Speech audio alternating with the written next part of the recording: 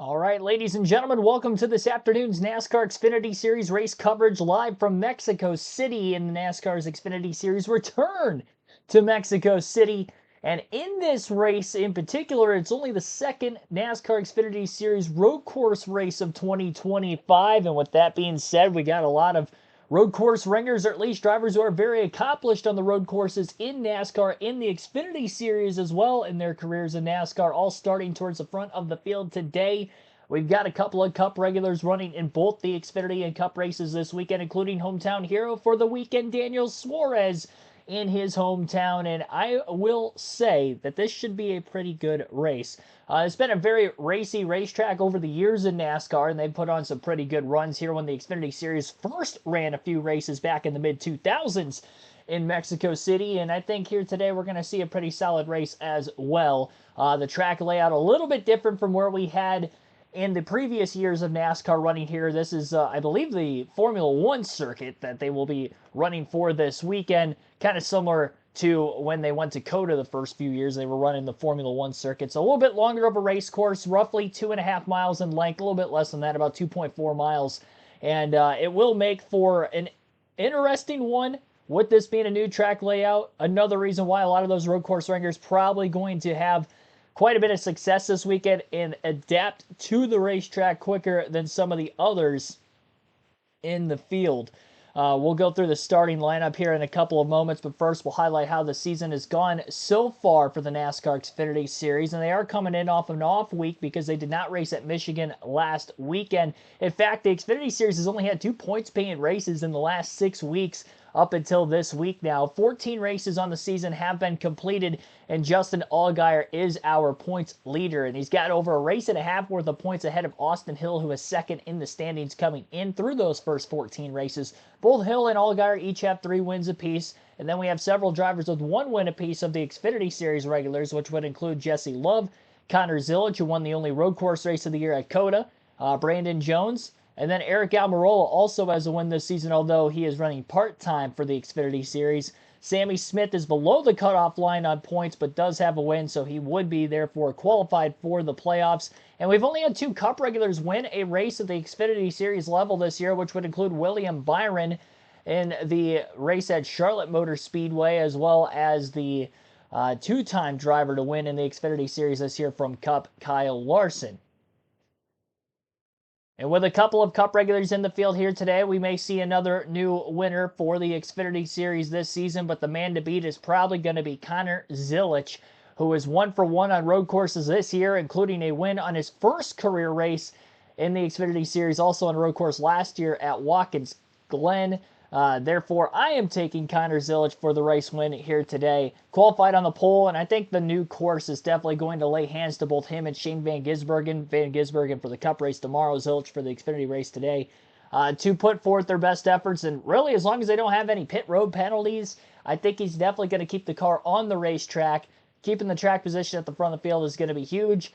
Picker's got to be right there for him. Can't fail him in that aspect either, but from the driver's standpoint, I have full faith in Connor Zilisch getting it done here today. So I took him to win at COTA earlier this year, and I was right. I'm going to take him to win here in this race today as well. We'll go through the rest of the starting lineup then with Zilisch on the pole. Ty Gibbs will also be starting on the front row. He has won several races at the Xfinity level on road courses in the past, as well as Zilisch, including his first career Xfinity start. Christopher Bell with Carson Klopp will make up row 2. Bell in the 24 for Sam Hunt Racing today, and obviously one of those Cup regulars in this field. Sammy Smith with Sam Mayer make up row 3. Row 4 for Austin Hill and Taylor Gray. And rounding out the top 10 in row 5 will be Nick Sanchez and Jesse Love. In row 6 will be William Sawalich and series points leader Justin Allgaier. In row number 7 behind them will be Sheldon Creed and Austin Green.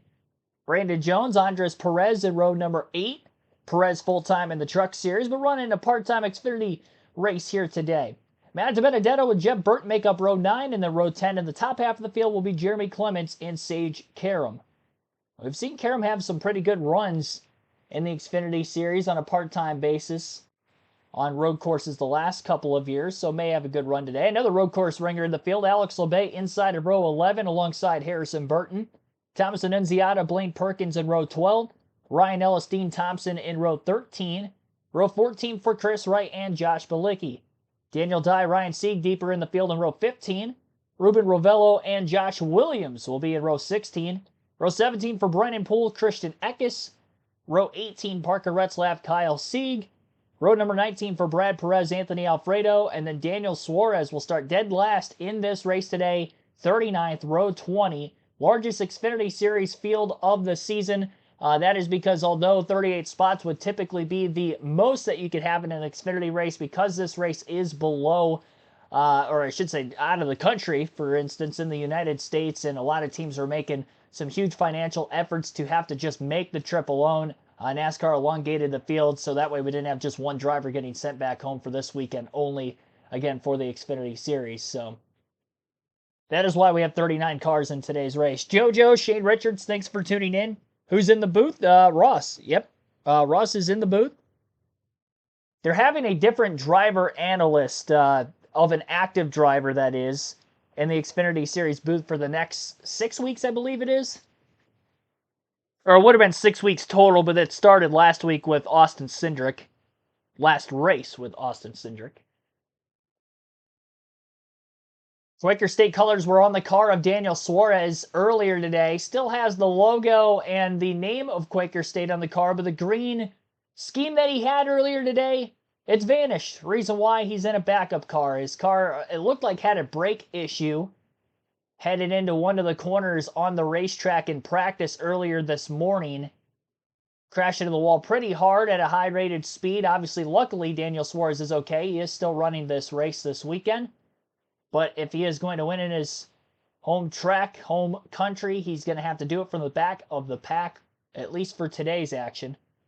Better qualifying effort for the Cup Series side of things. Seen several Cup drivers drive that 9 car for Junior Motorsports this season. Ross Chastain's had a couple of top 5 finishes, so maybe something could be had here today for Daniel Suarez. He has won on the Cup Series level at a road course, Sonoma, his first career win back in 2022.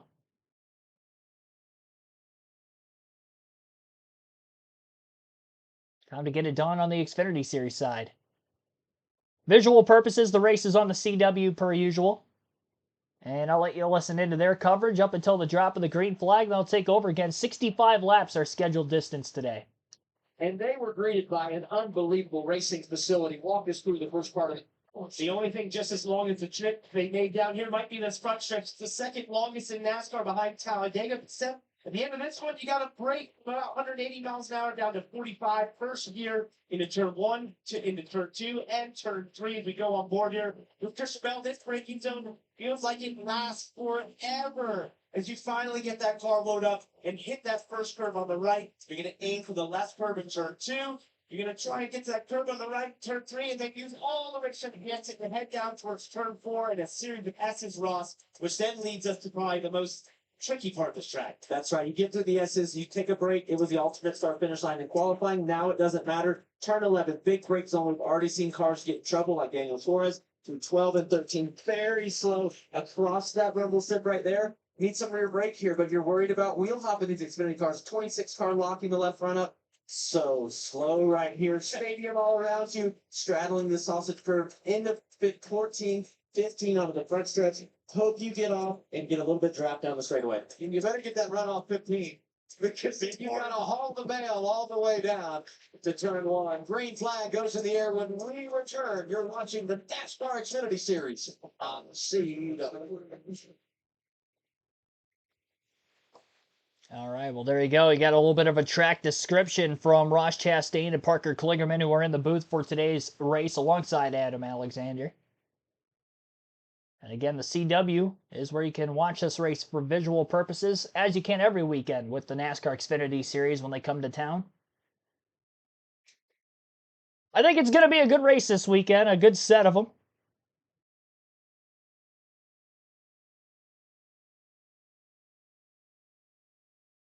Begins here today, obviously. Truck Series off this weekend, so just 2 race live commentary streams. Wrapped up Cup Series qualifying a little over an hour ago. Shane Van Gisbergen is qualified on the pole for tomorrow's race. And we already covered both practice sessions last night for the Cup Series. How many likes today? 50 is going to be our like goal. We'll shoot for 50 likes on today's stream. Bam Hall, thanks for tuning in. You're not late. Race hasn't quite begun yet. Getting close, though. 20 laps in stages 1 and 2. 25 laps will make up stage 3. So with pitting just before the end of both of the first 2 stages, you should be able to make it on fuel for the entirety of stage 3. The other side of that. So basically, the only pit strategy we're going to see in today's Xfinity Series race is going to be who will pit before the end of each stage and sacrifice stage points to hopefully gain track position on the other side of the restart.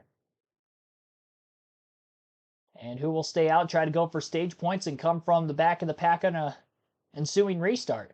I think we're going to see more of that at the end of stage 2 leading to stage 3. You might still see some faster cars that could compete for the win, stay out, and get stage points to stage 1, like a Connor Zilisch, Carson Kvapil. Those two battled greatly for a win at COTA earlier this season. Haven't really talked about Carson Kvapil yet on the stream today, but he should be a good threat. He was putting up a great fight with his teammate Zilisch back at COTA. Had a tire cut in that battle for the lead, a little too aggressive, and costed him a good finish. But he was really the only one that was competitive enough that afternoon to keep up with the 88, especially in the late going. And he had not as fresh of tires as the 88 too, so it was an incredible job. Kvapil looking for an incredible run today, starting up in the row number 2 position, 4th starting spot.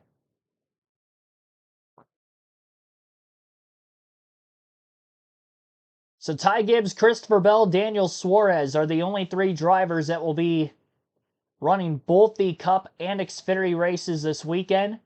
And obviously all 3 of those drivers are full-time Cup Series participants.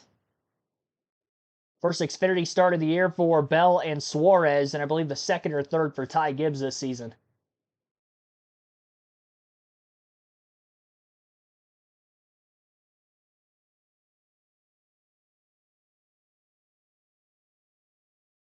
Yep, this is the 5th race, excuse me. They ran 4 prior races for the Xfinity Series in Mexico City. But this weekend will be the first ever Cup race at the track. So they are definitely going to be going green this time by. 15-turn road course, 2.42 miles to make 1 lap here. Lap time is going to be a little bit over 90 seconds. And I'm curious to see what kind of tire fall off we're going to have in both races. Should have more in the Xfinity Series like we do on most of the tracks. Coming through the beautiful stadium section of the racetrack right now. Pace car will be headed for pit road. And as they exit off of turn number 15, Connor Zilisch inside lane for this initial start as the pole sitter. Fires out of the restart zone late. Green flag in the air, and we're underway in Mexico City. Getting through the gears, though, very good for Ty Gibbs on that outside lane as they all charge for turn 1. Very, very long straightaway. We'll see if they get through this first turn incident-free. A lot of 3 wide and jockeying for position into that hard 90-degree right-hand corner. Roughly 45 miles an hour these teams going to have to take it, and it gets even tighter from there as they go through this S's portion of the racetrack from a 90-degree right to a left and then back to another right off of turn 3. Another longer straightaway in the shoot for the hairpin corner in turn 4. Ty Gibbs came out with the lead out of turn 3 on the pole sitter Zilisch. Zilisch still trying to battle with his teammate Carson Kvapil. Kvapil gets into the back of Zilisch as they got into turn 5. Zilisch holds on to his spot somehow. If anything, it slowed down Kvapil a bit, and now Christopher Bell trying to take over the 3rd spot. And Bell not able to hang alongside the 1. And it will be Kvapil holding on to 3rd for the moment. Bell looking for a crossover. Kvapil trying to mirror drive a bit. Bell charges the next corner hard on the inside, looking to take that spot away from Kvapil. They rub fenders just a bit. And now for turn 13, Christopher Bell gets a little clip in the left rear by Sammy Smith, a power slide, but he holds on to fourth. Couple of cars running through that stadium section of the racetrack side by side. It's definitely very tight and close quarters racing. Definitely one of the more narrow road courses you'll see on the schedule. End of lap number 1, it looks like it was led by Ty Gibbs, but not by much. Zilic pulled alongside of him as they worked their way off of turn 15. Gibbs will side draft Zilic back down this very long 7/10 of a mile front and main straightaway of the racetrack. Zilic forces that 19 just a bit wide, and Gibbs gets into the 88, I should say. Forcing Connor Zilic up off the racetrack. He had to cut through the grass and therefore lost quite a bit of time. He had cut the 19 off as they got out of turn 1 with a little contact, and Gibbs wasn't going to let that slide. Gibbs gets into the left rear of the 88 of Zilic in the very next corner. Zilic ends up in the grass. Gibbs back in the lead, and Zilic fell all the way back to 5th place. Sammy Smith going to get by Christopher Bell. And it looks like, sorry, no, that is not Christopher Bell. Sammy Smith gets by Zilic for 4th. He was the last car to get around him. And now Smith looking to get alongside his teammate, Carson Kvapil. And he will make the pass there. So Kvapil struggling to hold on right now. Bell moved up to 2nd in the aftermath of Zilic going wide out of turn 2.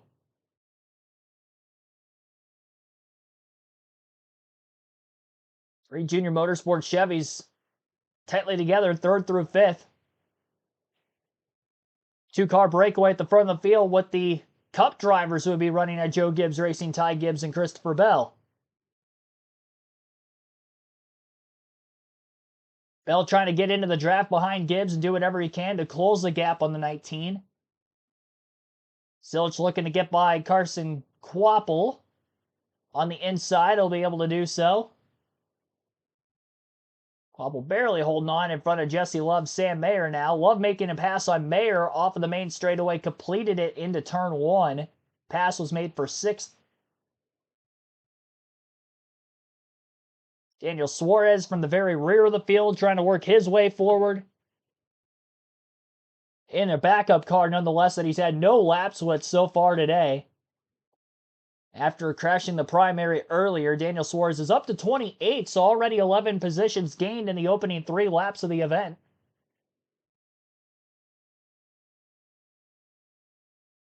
Again, 20 laps in stage 1.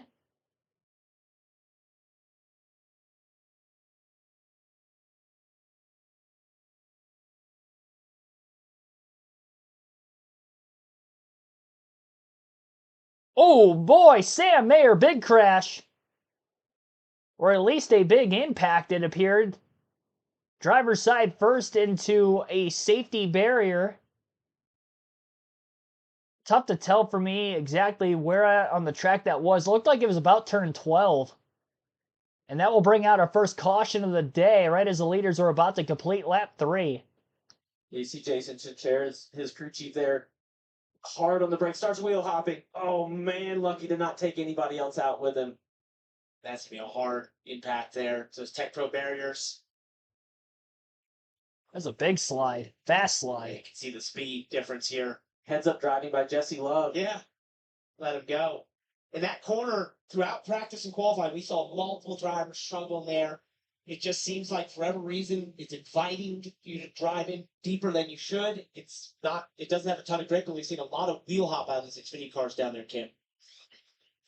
Yeah, and you're going to see the attention paid to both the left front fender and that left rear front fender. They're going to have to pay a little bit more attention to that left front. You saw kind of that rubbing there. They're going to change the tires, make sure those fenders are pulled out. But you mentioned the optimism they have here, Parker. That's because 4 of Sam's 7 career wins have come on road courses, so he was very confident coming in here. But he tends to be aggressive on these road courses, and we saw that right there. And a couple of his wins coming at the Roval in walk-off situations. So he's not only delivered on the road, but done it under pressure. And you referenced the challenges of turn 11. Turn 11, turn 4, the 2 places I've seen a lot of Microsoft practice. Yeah, just pushed too far. The Tech Pro there did its job, though, to give, and now NASCAR will go out. The track will reset all that to get the spacing out He will get to keep going. We'll wait to see if he can make any pace in that 41 Ford. Yes. It's our onboard camera of Suarez started the race coming from the back. It was adventurous with the 2016 Cam. Thomas Annunziata going around. So tough. Well, he said it. Coming in, you have to have your tires prepped. It's Goodyear Eagles with this track. It's been raining off and on all day. Trying to, with only a couple of pace laps, not knowing how much you should do at the 70, clearly not having his tires up to temperature. Suarez up to 25th, Dylan.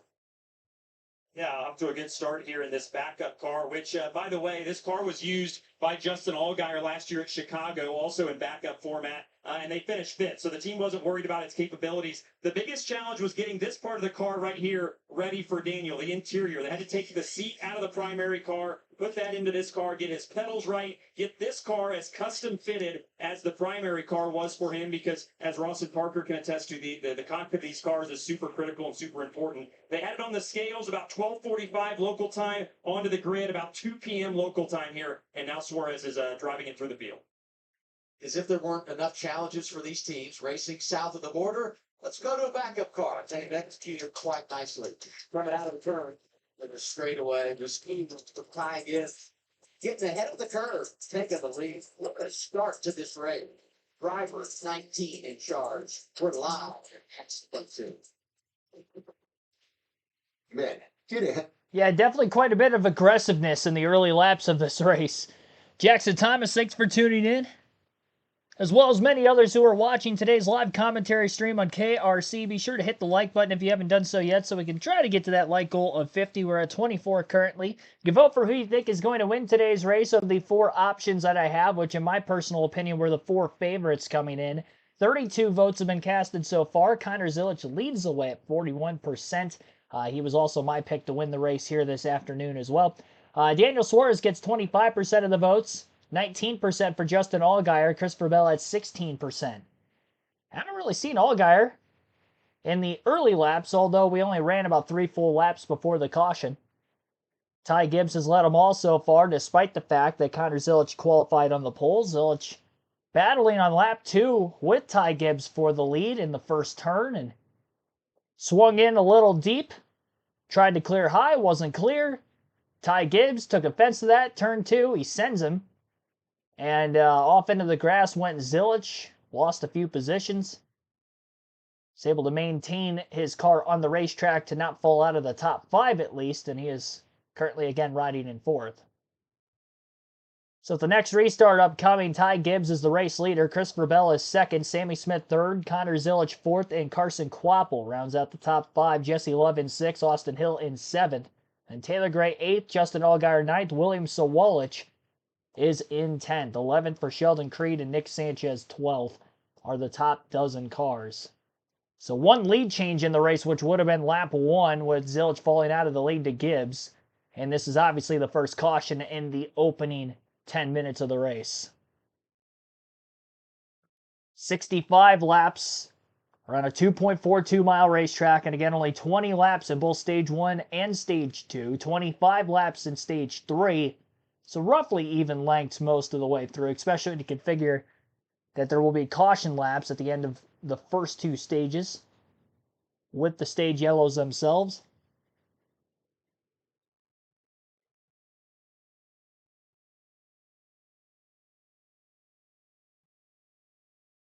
Yeah, definitely a lot of contact all the way around the racetrack. It's a very tight road course. It does honestly remind me of a bit of a street course layout to it, because there are so many tight hairpin-like corners around this racetrack. You could tell purpose built for, an open wheel series or a Formula One, kind of similar to COTA. COTA's more wide open though, which is why I think it works very well for NASCAR specifically. But we've seen, NASCAR at Chicago, I honestly think, putting on really good races here these last couple of years with the street race. So, although tight confines might make it more difficult to pass, especially on a clean basis, these drivers are willing to use the bumpers when to make passes even in these opening couple laps. Lined up, first caution of the day. We are green. All right, so as soon as they come back from the break, green flag immediately in the air. Again, Ty Gibbs, the race leader, Christopher Bell in second, and Sammy Smith up the middle going 3 wide for the lead, headed into the first turn. He'll back out of it a little early now, give leeway to the cars around him. Christopher Bell cooks that right front tire entering into the first turn, a bit of a lockup. A couple other cars at the back of the main pack also locking their tires up, but it looks like everybody stays on course for the most part as they exit out of turn 3 and head for turn 4. Gibbs and Bell are side by side once again. Gibbs down on the bottom has the preferred line on the inside of the hairpin in turn 4. Christopher Bell will dive in line right behind him, trying to get a good drive off. Not going to be able to do that to attempt a crossover on Gibbs, and Gibbs will hold on to the lead. William Sawalich with problems. Went wide out in turn 4, a bit of damage to the left front fender of his race car, and also a bit of damage to the right rear. Might have gotten hit from behind or sandwiched between two cars, and the rough rookie season for Sawalich continues as he has problems in the early laps of today's race as well. Meanwhile, his teammate for the day, Ty Gibbs, is out in front. Of the early green flag laps we have seen, Christopher Bell has had the fastest lap so far with a 95.248. That was on lap 2. And again, Bell rides in second. Zilch fell back a spot at the hands of his teammate Carson Kvapil on the restart. Or at least was in 5th, and now he's in 3rd. Leaderboard was a little slow to update on the CW there. Our leaderboard was fine, though. So Zilch is up to 3rd. He's actually up 2 spots. And Kvapil has fallen out of the top 5. Jesse Love is now up to 5th in the number 2 car. Jeremy Clements on to pit road for an unscheduled stop. So there's not as much as an effect from the draft there, considering that straightaway is so long as Jeremy Clements is on pit road. Yeah, engine issues for a driver that. I noticed Clements was one of the cars that was smoking on the inside of the racetrack on that last restart. His crew's going underneath the hood of that number 51 Chevrolet, and it might be a terminal problem for Clements. Definitely going to fall off of the lead lap as there doesn't seem to be a whole lot of urgency from his pit crew that is over the wall. Earl Arnold Jr., welcome into the stream also. I don't think I shouted you out yet. So the caution and the bunch up with that last restart allows for more positions to be gained for Daniel Suarez. He's already up to 18th after starting dead last in 39th. Despite the fact also that we were only on lap 7 of this race. Probably wasn't expecting to already be up in the top 20 as quickly as he is, and he's looking to attack on the 5 of Chris Wright for position. Going to be able to make the pass. Barely holding on clear into turn 14. Still holds clear, now looking to pull away from him and put the battle onwards with the next driver in the windshield. Onto the main straightaway. Gibbs' lead about a half a second over Christopher Bell at the timing line that last time by. Connor Zilic is 0.8 of a second off the lead in 3rd, so closer to Bell than Bell is to Gibbs. 1.7 second difference to Sammy Smith in 4th, and Jesse Love 2.4 seconds off the lead, rounding out our top 5 at lap 8. Gibbs doing just fine for himself right now. That last lap was about 0.3 quicker than Christopher Bell. Zilic, the second quickest car on racetrack, faster than Bell, and you wonder how much of that lap time is being held up behind the 24, that maybe he can run down Gibbs if he can make this pass for second quickly. Even if he doesn't try to go for the stage points in stage 1, just to get that track position, get to the lead before the pit stops, could be an advantage in it of itself. So not wanting to let that number 19 get away.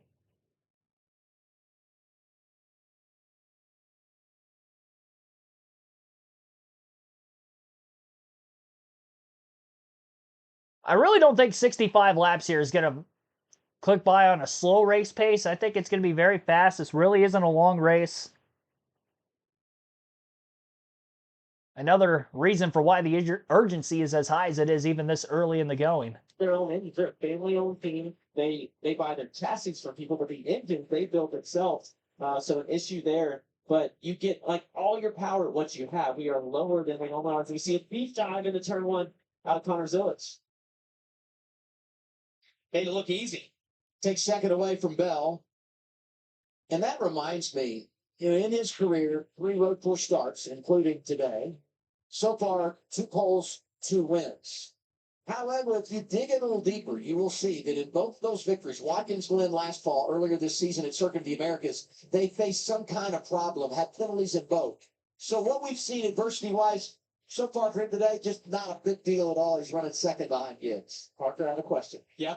If you could talk to Connor Zillich right now, what would you tell him as he chases down that 19? Calm down, breathe. And that's what Marty Lindley, his crew chief, and I were talking earlier today. And I said, what's the plan? He said, unlike at Coda, I want him to just take it easy. We got the speed. Don't need to drive like you did at Coda.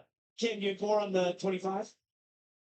Yeah, that 25 of Harrison Burton came into this race +5 to the good on that playoff grid and now has gotten to a little bit of a free fall. Things will continue to shake up as we continue this race, but Harrison told me you really need discipline and adaptability to be successful on road courses. You also have to go to the car. He does not have that right now. We saw the spin out. He says, I absolutely have no rear grip. In fact, I am wrecking trying to pass other cars. They nearly missed the race at Coda, but he got in. They ran long, got stage points, and those 10 points have been huge for them as Kim talks about where they've been in relation to that cut line. Going to have to roll up a nice strategy today as well. Zillich just got the fastest lap of the day. That will play a point later on. He's second right now to Ty Gibbs. However you... I was chatting on the on my phone in the chat, and I dropped my phone. I don't know if it sent anything. Oh well, they're on commercial now, so I could talk about what I was going to end up texting about. But yeah, Christopher Bell, Sam Hunt Racing Toyota, out towards the front of the field, and although that's not great equipment, it is a great driver, and Christopher Bell looking to get it done here in the Xfinity Series. He's definitely one of the few drivers that can run as quick in the Xfinity Series as he does, despite not running a lot of races at this level. You tend to see some of the drivers from the Cup side kind of struggle when they jump down into trucks or Xfinity and can't adapt as quick. Very few are able to. Even William Byron doesn't necessarily scream out to be a driver who goes out there and dominates races, even though he won at Charlotte. He didn't lead a lot of laps in that race, but Kyle Larson obviously is one that can adapt pretty well. Ty Gibbs obviously leading the way right now, and I believe he has won from the Cup level in Xfinity Series here within these last few years. Even Jonathan Nemechek has won some races, is able to kind of jump down in the Xfinity and run pretty good, but not everybody. So it's just a testament to how good of an overall driver Christopher Bell is, and we know him to have a great race car driving craft and ability in other race cars outside of NASCAR as well.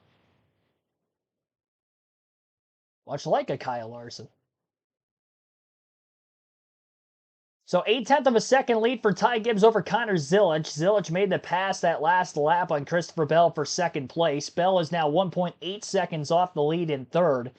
Fourth is 3.8 seconds back of Sammy Smith, and Jesse Love still in fifth, 4.6 seconds off our leader Gibbs. Carson Kvapil is 5.6 seconds off the lead. Justin Allgaier, had to hiccup right in the middle of that sentence. Has dropped back a spot, actually. Now Taylor Gray's up to 7th, 8.6 seconds back. Then Justin Allgaier 8th is 8.8 off the lead. 10.5 seconds back is Sheldon Creed in 9th, and Austin Hill 10.8 seconds off the lead rounds out our current top 10. So long ways to go in the race, but we are halfway through stage 1, 10 laps down, 10 to go to get to the first stage end. You're listening live on KRC. We'll take our first break. NASCAR in Mexico City continues.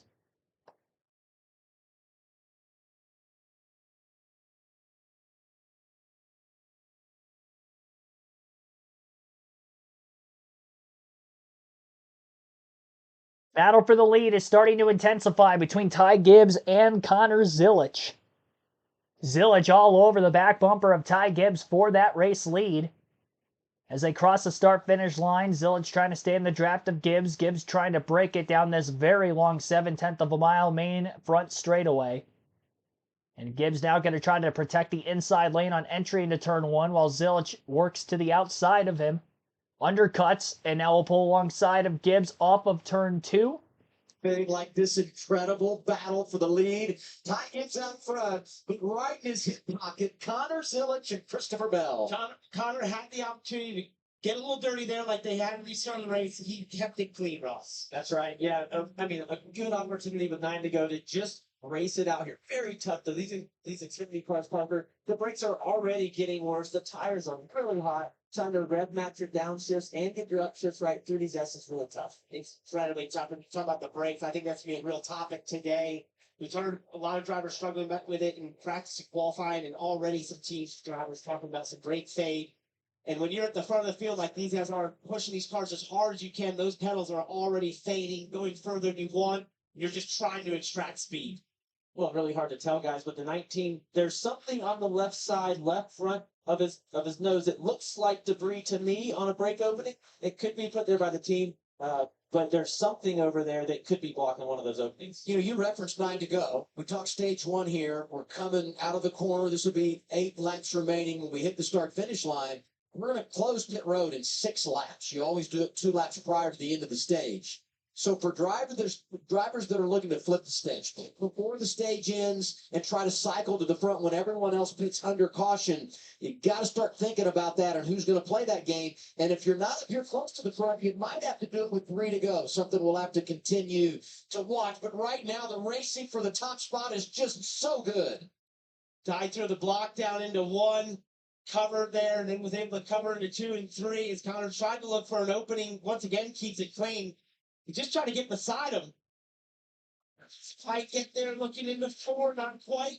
Just wanting looking for Connor. He's just wanting Ty to look up in the mirror, and you get some air on your nose, like we talked about. Heat is a big thing here. Following a car, even one car, is going to make your car and all of your components be hotter. You know, there are some subtle differences in an Xfinity car. When you talk about the driver's compartment, when you race on Saturday compared to what these Cup drivers have on Sunday, some major adjustments being made from the race leader that are on board here with Christopher Bell, because it's just not the same inside this car as what they'll have tomorrow. Big differences, guys. I mean, something as simple as the shifter. You have to go different directions for different gears in this Xfinity car, and it's been done by drivers both ways. Xfinity Cup back and forth, and look the wrong way. And sometimes it's those racing instances. Partner, there's a rat. Yanks up into it. He has a gap. Should be able to get going here in about 7th place. Oh, it's right by 1. Oh, Bell's struggling to get. I don't think he got in the barrier too hard. Doesn't. Third to 8th, I think. Driving the 24 car for Sam Hunt. Spin out of turn 14 for Christopher Bell. Damage. So he's still battling up front now, using the bumper a little bit. I mean, 2 drivers that have combined for 6 road course wins in the Xfinity Series, and they have put on a show today. You know, sometimes you come to a road course and you feel like there could be separation. Someone gets it connected on a long run. Not today. Those 2 at the front spoke together. Here's Bell. Looks like his right rear guy's on that sausage curve, just a little bit further left. He's following 2 cars. We'll listen here to see if we hear the get your eagles in the back of the car. Slide, prong, squeal, what happens? Real hot. A little bit. And that's what's so treacherous about that section, as you've alluded to. You're up on that curb. You're asking the car to brake in 2 different surfaces and undulations. That can get really tricky. Do you know how to spell undulations? I could possibly. It would take too long. We don't have enough laps. Yeah. 7 to go in the state. He can spell undulation, and he can run a 4.440 for it's all alleged. It's all alleged. By the way, Partner, you know I love you. Riding here with Bell, started in 9th behind Sheldon Creed. just all got slow there. Wow, really odd. Go there. Bell drives by. Oh, Yeah, Oh, got issues. let's get an update on the 7, Dylan. What's going on there? And he just came on the radio. He's got a transmission problem. He's lost first and second. Uh-oh. Right now, we're trying to see what they can salvage for the 7. Reigning champ, 3 wins this year, has won 3 times on the road, but mechanical issues early. And we watched this 7 car, brand professional agriculture Chevy. And your Jim Pullman there calling into the pits.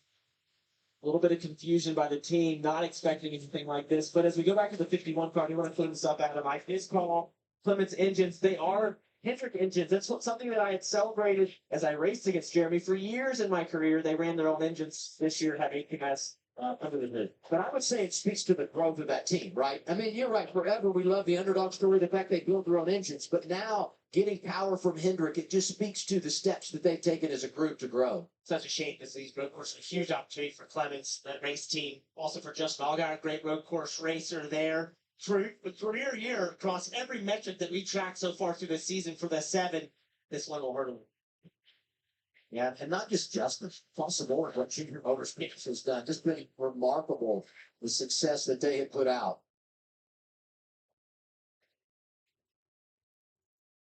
Christopher Bell has recovered. A little bit of right front lockup here into 11. You know, Parker, you were asking me earlier, why is turn 11 so challenging? I don't have an answer for you. It seems like you're out of the S's. You've been park throttle a lot. Finally, out of turn 10, you're able to get wide open. Use all that runoff across the logos out there, driver's right. And it should be easy. It's a third gear corner in the Cup car. I assume the same for these Xfinity cars. But man, you just cannot get slowed down. And one little nuance as we see the 7 car go behind the wall, will not be in contention for the race today. What about it, Dylan? And you get started there, Jim Coleman said it wasn't the left rear axle that broke, so they're going to take it behind the wall and try and fix it. Oh, Sammy Smith. But now we got the problem with Sammy Smith. Smith spun up the front of the 2. Teammates having it come apart at the seams. Allgaier to the garage. The 8 goes around. It's hand-to-hand combat out there today. He was Nobody running holding forward. back. These two have danced together before. That's an opportunistic move there by Jesse Love. You know, you're there sort of, but that's kind of his corner at that point. I'm not going to get you to spell undulation, but I'd like you to define opportunistic move. It means he was optimistic. That's what it means.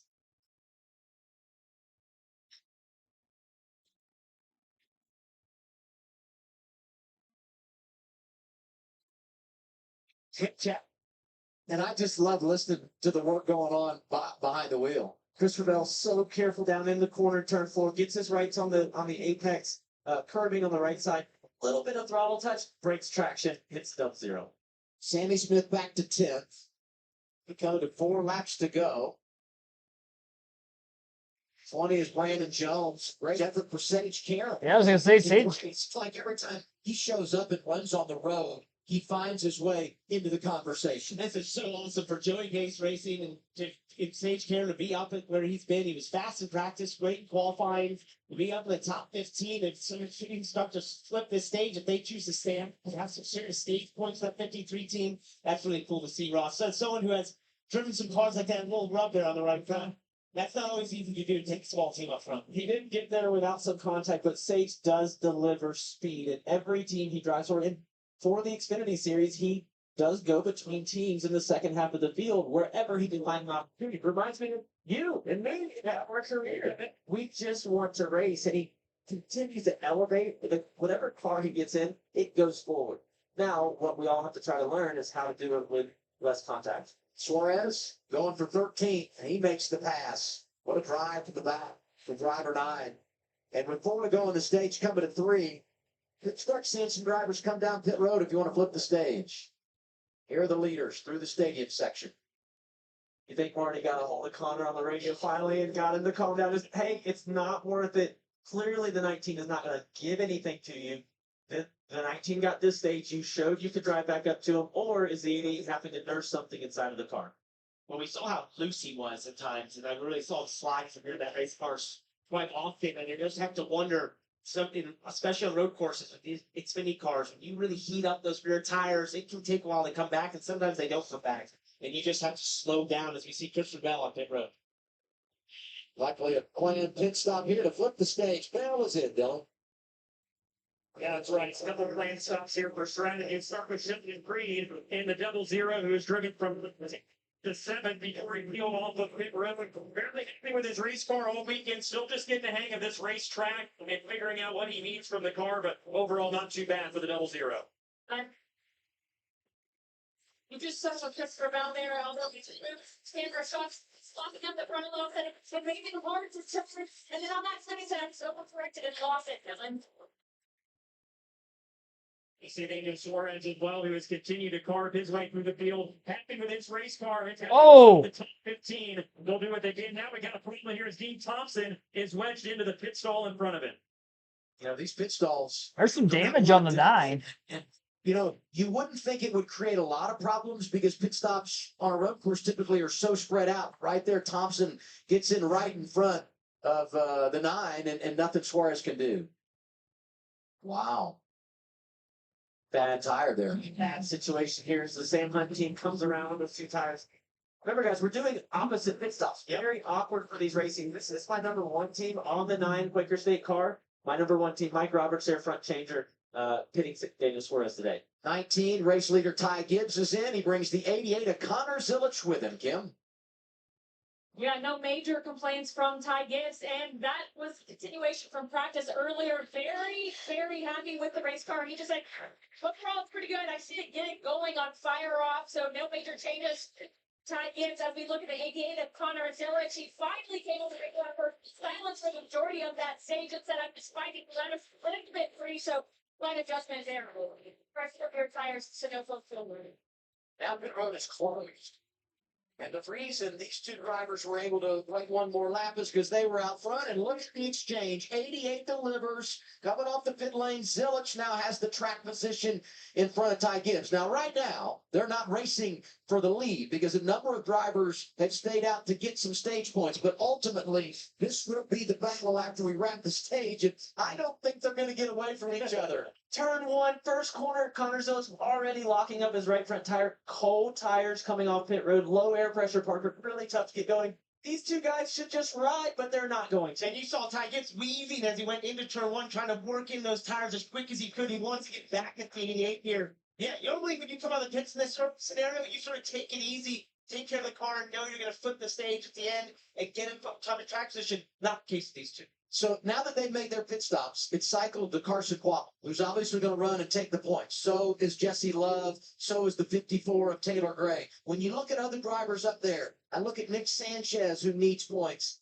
I look at Jeff Burton, who needs points. These are drivers that said, run it long, take the stage points, get a top 10 in stage 1, and then we'll get our pit work.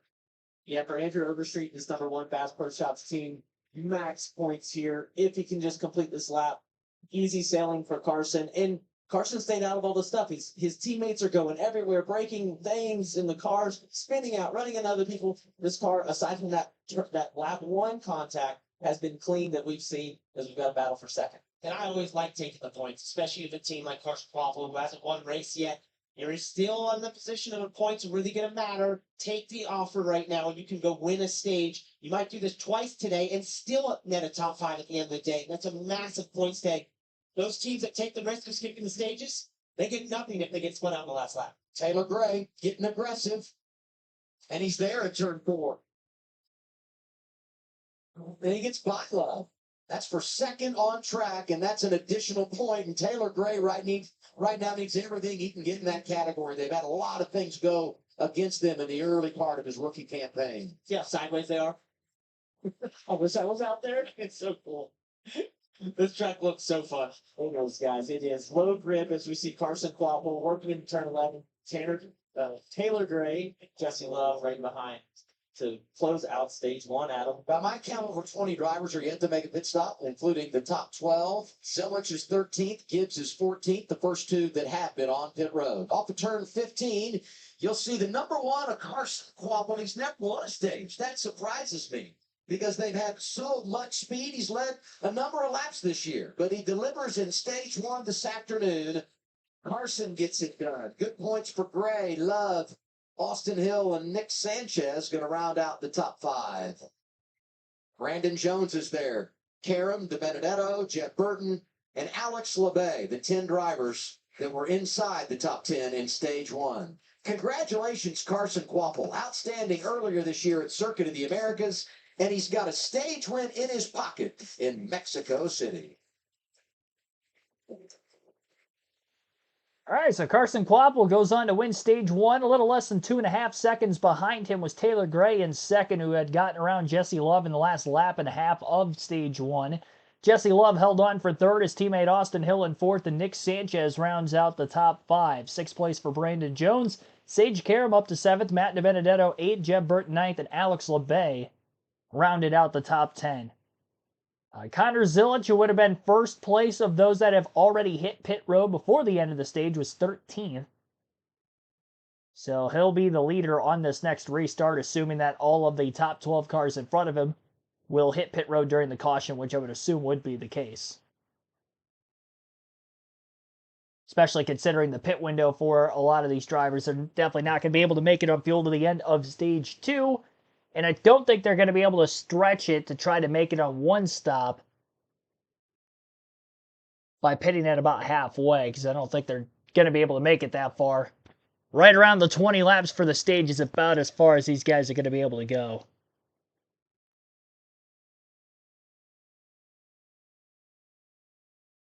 Irina Sayre, thanks for tuning in. Tim Brown, Rima. I don't know if I shouted any of you all out. Base Tugboat 2675, thanks for tuning in. Rowdy Kyle Bush Fan 8, also thanks for watching. And many others. Be sure to hit the like button if you haven't done so yet, so we can get to our goal of 50 likes for today's live commentary stream for the NASCAR Xfinity Series Mexico City road course race. Second road course race of the season, and we have plenty more to go. Through the summer months, Sonoma coming up in a few weeks.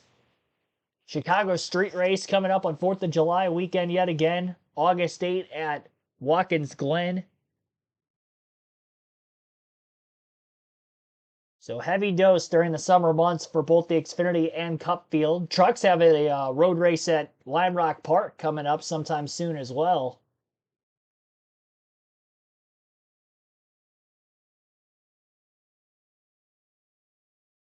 And I think the Xfinity Series still goes to Portland. I believe it's still going to be the same weekend as the Gateway Cup and Truck Race. But because that date got moved back to September, because now Gateway is in the Cup Series playoffs, I think that's when the Xfinity Series goes to Portland. So it's a little later in the year. Yeah, second to last race of the regular season, August 30th. Xfinity Series heads to Portland. So just on the regular season alone, the Xfinity Series, if you include today, would also have Portland, Watkins Glen, Sonoma, and the streets of Chicago for road courses left this season, which could produce wild card winners. We already have about half of the playoff field filled up for the Xfinity Series with race wins. So we shall see. Carson Kvapil could be one of those. Won the first stage today. He's going to be back in traffic a bit now when we begin stage 2, but the speed has been there. He qualified 4th. Had a strong run at COTA earlier in the year. Even if it's not today, maybe he can break through to victory lane at some point over the next couple of months with those road courses upcoming.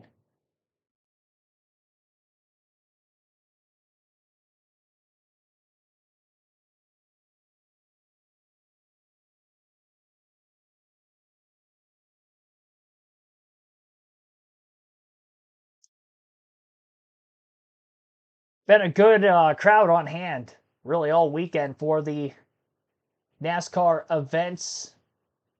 Practice for the Cup Series yesterday. There was quite a few fans in the grandstands just for a Friday afternoon practice. And then all day today with the Xfinity practice of qualifying from the late morning into the early afternoon, Cup qualifying, and now the Xfinity race. And we're going to see even more people in the grandstands for tomorrow's Cup event, and that's going to be fun to see. Pit road going to be open this time by for the leaders, as we'll see those dozen or so come on down. Yeah, Truck Series is supposed to be at Lime Rock sometime in the middle of the summer. Can't remember exactly what weekend, but it'll be a standalone truck event. June 28th, a couple weeks actually from now. June 28th will be the Lime Rock race for trucks. And that's supposed to be on Big Fox, too. Local Fox affiliate. Well, I guess pit road wasn't open that time, so we'll have to wait. an extra lap. Then pit road will be open. Ace Alshire, welcome to the stream. Going to be a new winner in this one. That's your prediction? Well, Christopher Bell, Daniel Suarez, Ty Gibbs in the field, and they haven't won an Xfinity race this year. I'd say your chances are pretty high. Allgaier already out of the race. To add to that, I still think the guy to beat's going to be Connor Zilisch. He was all over the back of that 19 Ty Gibbs' front bumper. Now he's got the track position by beating him out of the pits with the pit stops that took place towards the end of stage 1.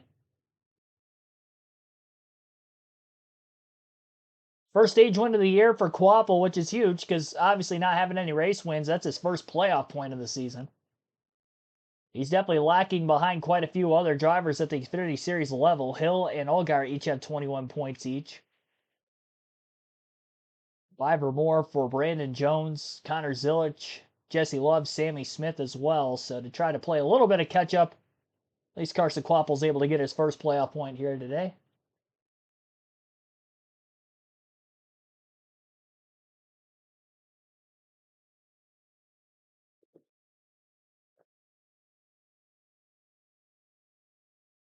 I put a comment in the chat already about it, but yeah, I did see the weather for this weekend. I was looking at it again earlier in the stream while you guys were listening to a little bit of the race broadcast of this Xfinity Series coverage. But 40 to 60% chances of rain during the hours of which tomorrow's Cup race will be taking place.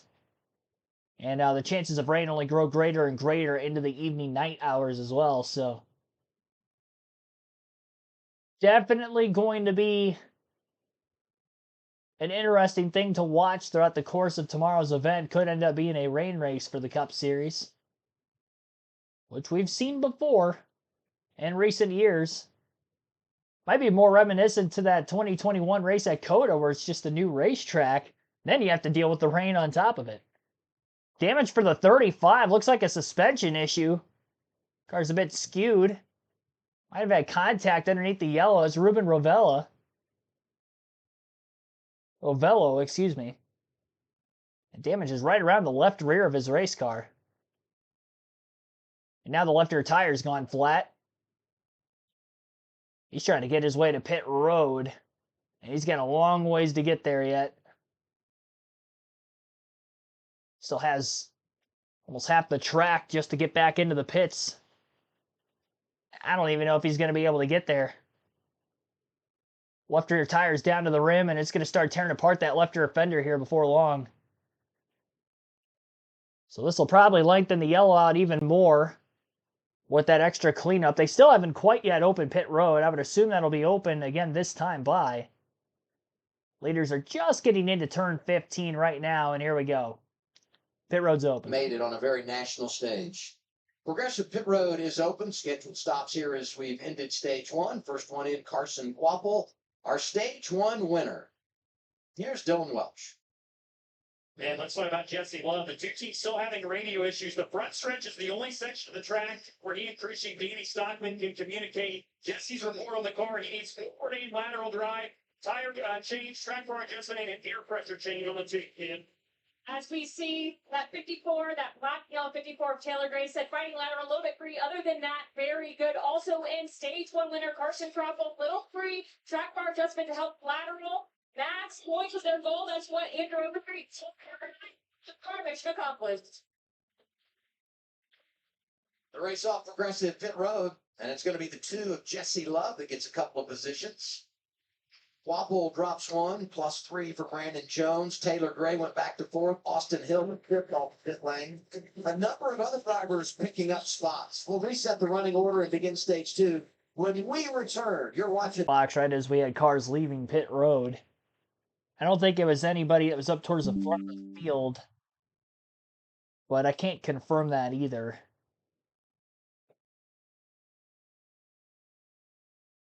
Quite a few cars that were on pit road.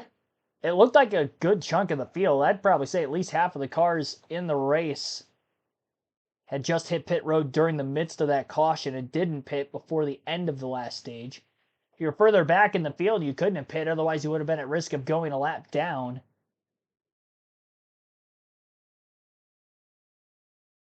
So with Jesse Love winning the race out of the pits, wherever he ends up restarting would dictate exactly how many drivers ended up staying out because they had pitted before the end of stage 1.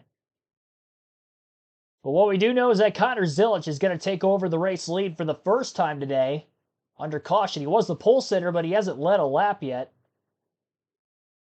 So he'll be leading his first laps under yellow. That will give us 3 lead changes on the afternoon. We had 1 caution for incident, which was Sam Mayer sliding into the turn 12 wall. Driver's side first. Safety officials had to fix that barrier before we could get the racing back underway once Mayer had pulled away from the spot of the incident. And Sam Mayer does continue on in the race, but he did have a decent amount of damage. Not enough to take him out. He still has decent speed right now. He's currently in 20th. At least that was before the pit stops took place. Our leaderboard doesn't open up until, or update I should say, until the race leader gets to the start-finish line for the following lap. So once Zilisch gets back to the start-finish line, then we'll see the updated running order. Caution laps tend to take a little bit longer on these road courses.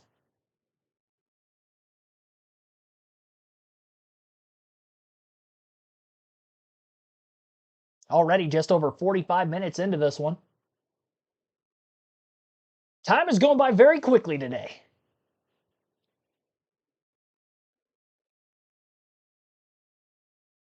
Race probably going to be right around 2 hours if I had to guess. All right, there you have it on our screen. Zilisch will be the leader.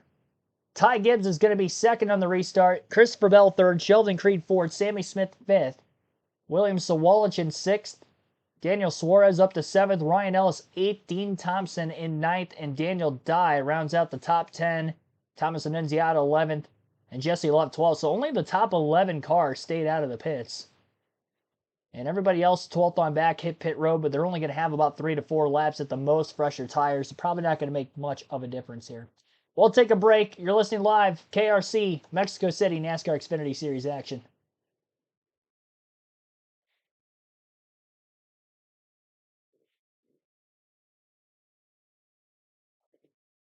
And now we shall see how Stage 2 is going to turn out.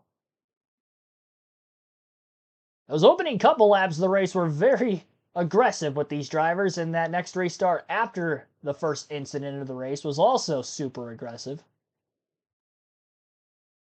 Didn't see any of them that did. We're towards the front of the field, lost a few positions, but that was several laps after both of those restarts that the field was spread out enough that they didn't lose more than maybe 5 or 6 positions going off track, like Zilisch falling out of the lead on lap 1 back to 5th. And Sammy Smith getting turned around off the front bumper of Jesse Love and lost about 6 to 8 spots there. Sammy Smith is back up to 5th, though, with this pit strategy.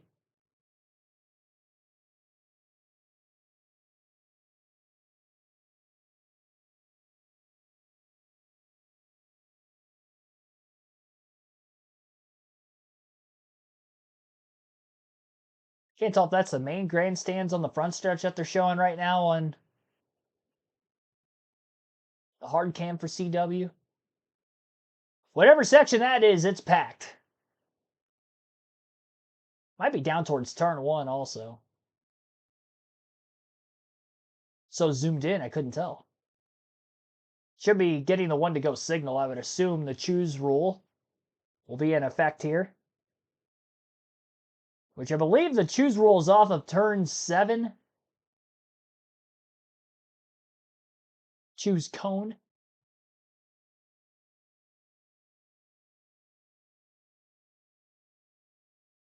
Zilisch having the number 1 pit box after qualifying on the pole could have led hands to him beating Ty Gibbs off of pit road.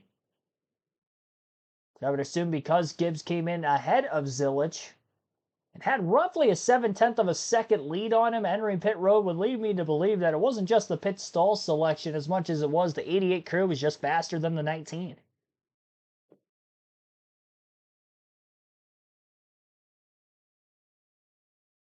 That's why Mayer's off the pace. Yes, he did have damage from the incident. That was back on lap 3. It's the only caution for incident so far. And again, that was in turn 12. Through the stadium section, pace car will roll onto pit road with the hard right-handed turn. And out of turn 15 into the restart zone goes Zilich. Gibbs got to the lead the last time these two were on the front row with one another. Despite not being the controlled car, we'll see if he can do it again. Christopher Bell lined back up in row 2 after he went for a spin at one point. Green flag back in the air. Bell bump drafting Zilich down this long straightaway as the field gets to speed. Gibbs is being motored around by both of those vehicles. Now Bell hops out of line, clears the 19 high. Daniel Suarez 3 wide to the inside, entering the first turn as he tries to make up ground on Gibbs and Sammy Smith. Gibbs into the back of Smith as Smith cuts him off, and that allows for Daniel Suarez to complete the pass on both cars, and Daniel Suarez is up to third. Get a good glimpse of that nose damage, and it came because he had gotten into the back of Sammy Smith as they were entering pit road during the green flag stops. That's how Daniel Suarez got his nose damage that I had noticed in the midst of his pit stop. They showed a replay of it during the stage break. But Suarez up to a race high third spot after starting dead last, so considering it's only lap 26 of 65, he has made great progress. And has kept his car clean, all things considered, despite that slight bit of damage from Sammy Smith entering pit road, but it doesn't seem to be hurting him hardly at all.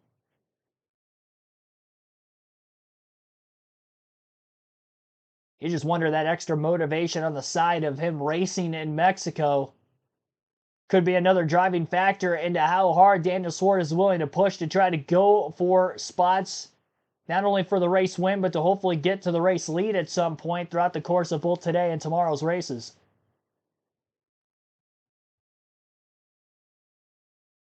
Gibbs got back by Sammy Smith on the back half of that last lap. Connor Zilich leads that last time by at the line. About 7/10 of a second or so out ahead of Bell. 7th row right side, 15. So that trade-off, right, guys, that we talk about, he's back in the middle of the field now, has not made much progress. Actually lost a few spots coming back around. Lot of chaos back here around this one car, racing with Andres Perez. That's the price you pay when you flip the stage. When you don't flip the stage. You take the points and then you lose the track position. A couple of other penalties, couple penalties we need to mention there in that cycle of stops. Kyle Sieg over the wall too soon. 53 is Sage Kara. Talking about their day. Got some fender damage. They had an uncontrolled tire when they made that pit stop moments ago. The key here for Carson Popple, Nick Sanchez, you're trying to now come back to the field after taking those points at the end of stage 1, is protecting that race car as much as making up spots. We say this often in these road course races in the Xfinity Series, but the worst thing you can do when you have a fast race car and you're taking those points is put a ton of damage on that race car as you come back to the field. Naturally, you're going to get back there as Ty Gibbs looks to the inside of Daniel Suarez, now be in the wrong position into the stadium section here. But you have the speed, to get back there, so just take care of the car. Suarez has always been a big supporter of Ty Gibbs, but I've also heard Daniel say, you're either amigos or you're enemigos. I mean, Gibbs has got to be careful right here, As his teammate, I've been both. We've had our times where we've been both, but man, these fans love it with Daniel running up front. A lot of celebrations in the grandstands. There you see that front bumper caved in a bit from the damage that came when he ran in to the backside of Sammy Smith. And by the way, let's celebrate the 8 because they had the spin and they too have worked their way back up into the top 5 as Suarez continues to try and hold Ty Gibbs. For this 9 car, Corey Shea leading as the crew chief. Not quite as much pace as the 19. We've seen the 19 run with the 88. So for Daniel, this is his first time up here. Maybe they've made adjustments based on what he felt back in traffic and from practice. As we see Chris Wright go around. That's off at 3. Waits for everybody to clear, and then he'll drive away. No major contact, so I think we'll stay green here. Only 2 cautions so far this afternoon, the early one and then one to end the stage. Austin Green in the 32 gets into the 5 of Chris Wright. Got very tight there, those drivers. It was most likely they were side by side enough to think that he kind of, Chris was turning into him a little bit. That John Player special, beautiful scheme there for the 5. Connor Zilic, the race leader, 8 laps into stage 2. All right, on to a commercial break on the CW. We'll go through the full field running order as of right now. We stay green, 42 cars off pace, though, as he struggles to get back to pit road. Assuming he still stays at speed to get there, we will, again, stay green. 2.5 lead for Connor Zilic over Christopher Bell in second. Ty Gibbs is third. Daniel Suarez has now fallen to fourth, and Sammy Smith rounds out the top 5 in fifth. Sheldon Creed in 6th, William Sawalich 7th, Daniel Dye 8th, Ryan Ellis 9th, and Taylor Gray finishes out the top 10. Dean Thompson in 11th, 12th for Jesse Love, Brandon Jones 13th, Christian Eck is 14th, and Thomas Annunziata is 15th. 16th for Nick Sanchez, Carson Quapple 17th, Andres Perez 18th, 19th for Sam Mayer, and Austin Hill is 20th. Harrison Burton 21st, Matt DiBenedetto 22nd, Josh Williams 23rd, Brendan Poole, 24th. Jeb Burton, 25th. Sage Karam, 26th. Austin Green, 27th. Alex LeBay, 28th. Ryan Sieg, 29th. And Josh Balicki is 30th. Parker Retzlaff, 31st. Kyle Sieg, 32nd. Blaine Perkins, 33rd. Brad Perez, 34th. Chris Wright, 35th. Anthony Alfredo, 36th. And 3 drivers off the lead lap. Ruben Ravello, 37th. Justin Allgaier, 38th. And Jeremy Clements, 39th. And I believe all 3 of those drivers are in the garage area as well. And may be done for the day if they can't get back out on the racetrack. 36 cars that are on the racetrack are on the lead lap currently.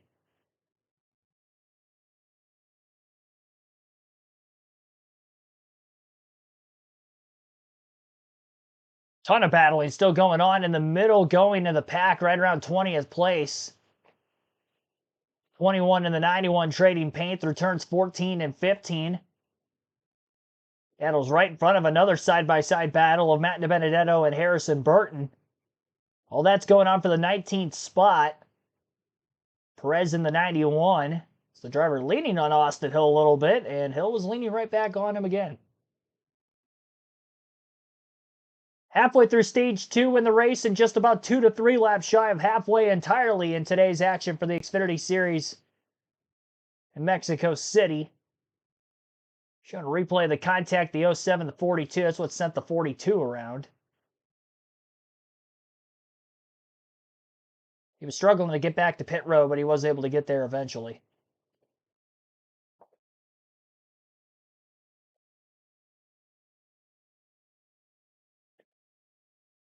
Who's in the 42? I believe it's Leland Honeyman. No, sorry, Anthony Alfredo. Dude wipes. Left rear tire was flat on Alfredo, and that was probably after the contact he had with the 07, which is why he was struggling to try to get back to pit road. But he did get there eventually, and again, we stay green. And the tire carcass didn't completely come off of that 42 machine either.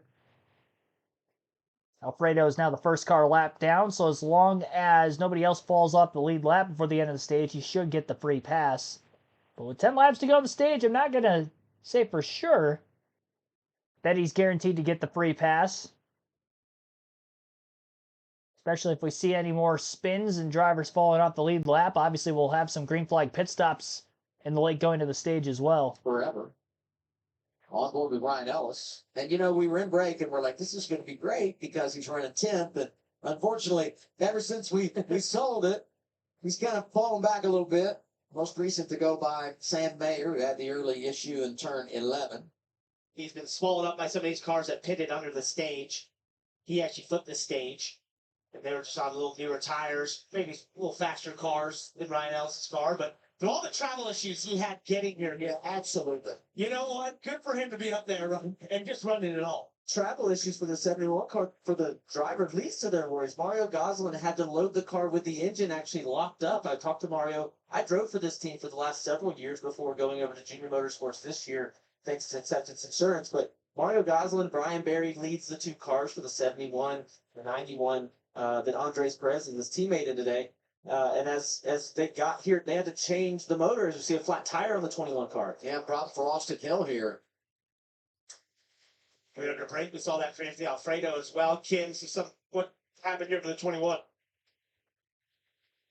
Yeah, it was interesting because I heard about a crack in the left front fender from that team. I was not sure if they were talking about their car or somebody passing them.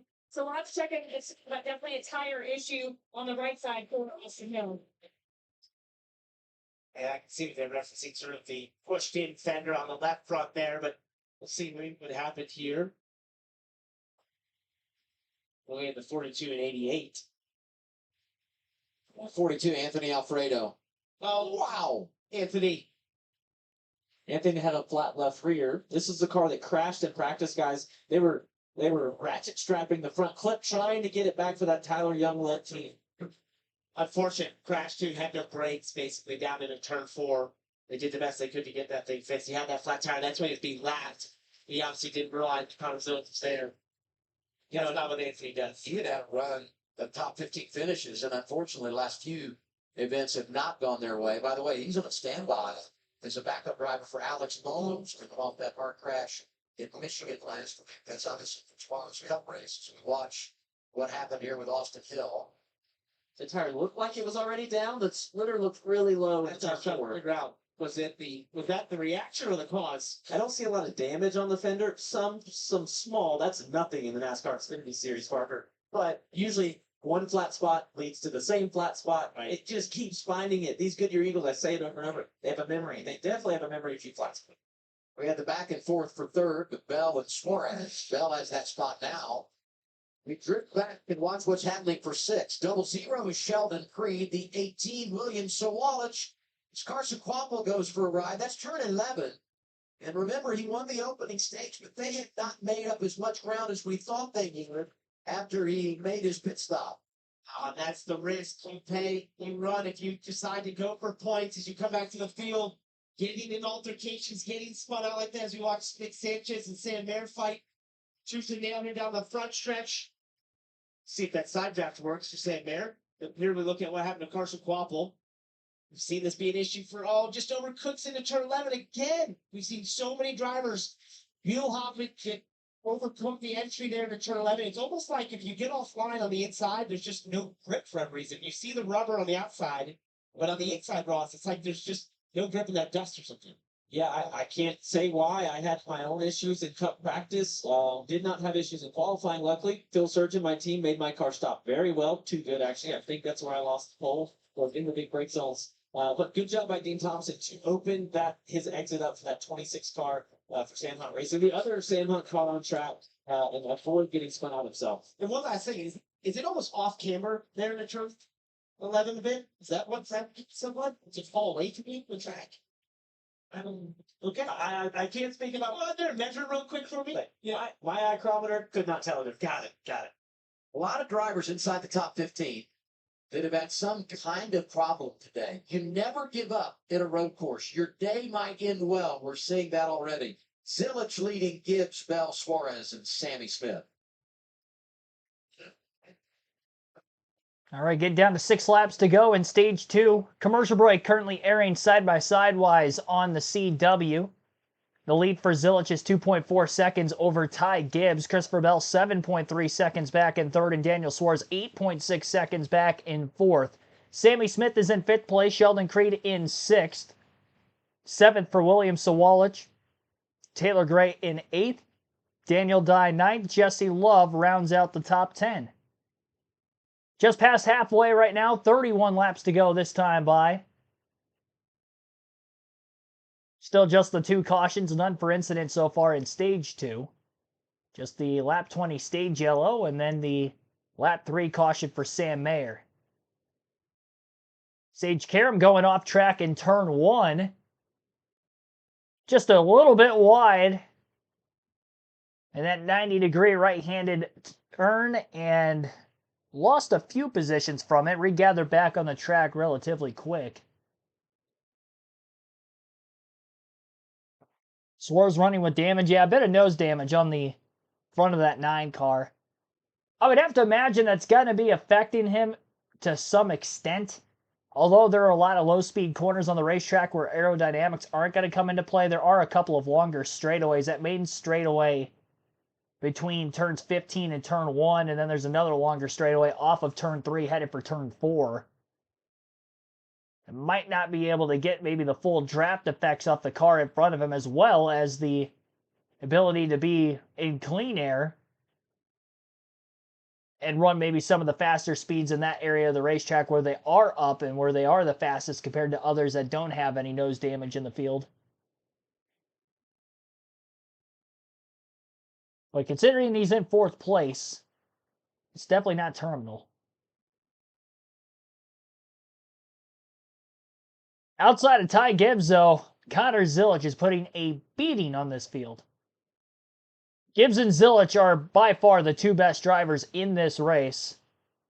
Christopher Bell in 3rd, that last time ran a 94.5. 94.3 for Connor Zilic, just a couple tenths quicker that last lap, but it's just consistently 2 to 3, 4 tenths quicker a lap, and that's why he's 7.5 seconds ahead of Gibbs on a stage that's gone caution-free, or ahead of Bell in 3rd, I should say, specifically, in a stage that's gone caution-free. Ty Gibbs was even quicker than Connor Zilic that last lap, 93.81 to a 94.0 for Zilic. And still a 94.6 for Christopher Bell. 0.6 of a second, the difference between Zilic that last lap and Bell. Gibbs was 8 tenths quicker than the 3rd place car. To shop the latest Shady Ray styles on shop.cwtv.com. Shady Rays premium polarized sunglasses with lost and broken protection. Lose them or break them, we will replace them. 5 laps to go, stage 2, NASCAR Xfinity Series in Mexico City. And there's the driver everybody wants to celebrate in victory lane. Daniel Suarez from the back in a backup car has worked his way up to 4th and has really spent the entire part of stage 2 inside the top 5. Give us some observations as we ride on board the driver dive. Well, as we're about halfway through the race, Adam, the brakes are the big question for this niner. Daniel did not like his brake pedal right away, lap 1 in practice. Corey Shea, the team had a chance to build this car, so what were they able to do? A lot of finesse now here through the Essence as we move turn 5 into 6. This is where road course racers, I feel like, Parker, make their monies with their footwork when you're park throttle, park brake. Right, it's the mixing of the two and the hustle inside that race car that fires these sections of the racetrack. Just keep that car momentum moving forward. We mentioned it being a backup car. The hardest part for these teams when they go to a backup is all the interior stuff. Getting that situated for the driver. These backups aren't specific to one team anymore. Often the team has to put that driver's seat, pedals in. So hopefully he's comfortable there. But so far, looks smooth right there, man. He does look smooth. Couple of courtesy brake pumps down into turn 11, making sure he had a full pedal. If we stay with him. 4 laps to go in stage 2. Should be seeing green flag pit stops very soon. We're going to see a large bunch of them come to pit road the next time by, and we may start seeing some drivers a little bit further back in the field pitting this time by at the start-finish line as well. Probably wouldn't expect Zilic and Gibbs to pit until coming to 2 to go in the stage, just like they did back in stage 1. But because they're so much further ahead of the field than everybody else, they're really the only ones that could get away with doing that, not have to serve a penalty for pitting when pit road is closed, because again, pit road closes when the race leader gets to the start-finish line for 2 laps to go at the end of both stage 1 and stage 2.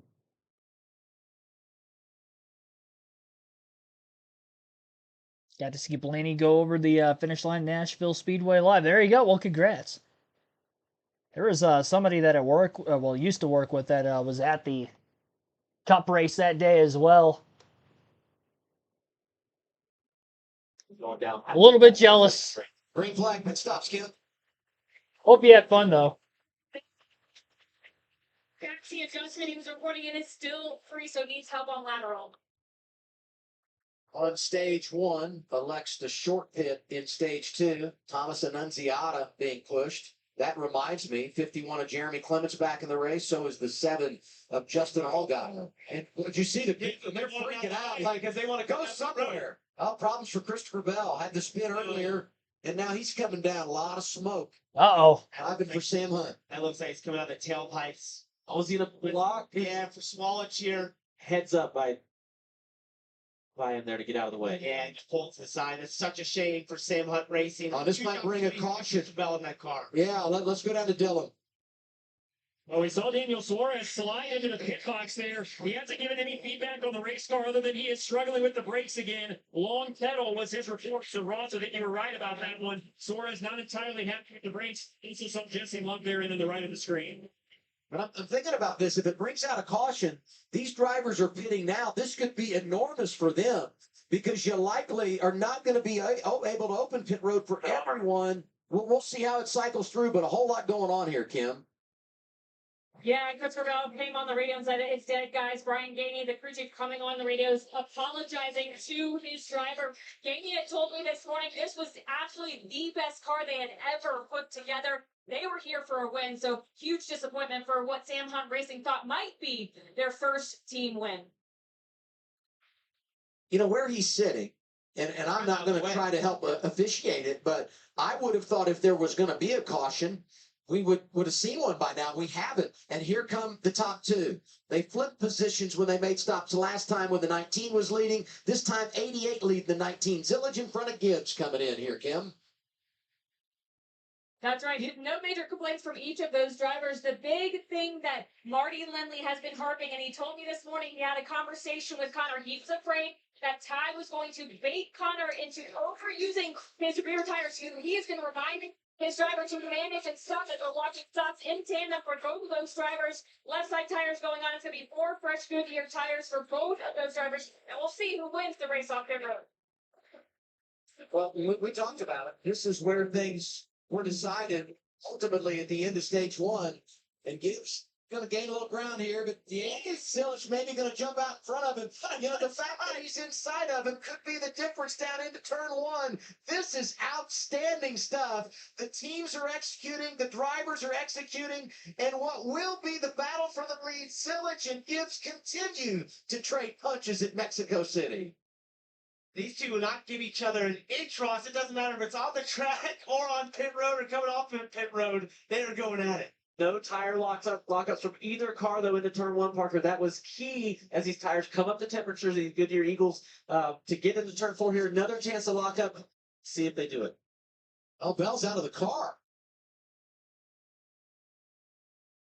Well, I thought he might sit there till the end of the stage. Yeah. Getting out of the car concerns me a little bit, but I think for NASCAR's point of view, you know, the way the pit road is here, the wall that wraps around, that car is kind of in a safe position to the right there behind some barriers, so it's sort of in a position where they can let the stage get shot. the other thing I was going to say is he was sitting there, now pit road is closed. Yeah. I'm not saying someone couldn't come down with the pit lane closed, but you really lessen the chances that you're going to have some traffic there. So with that, let's pay it all off.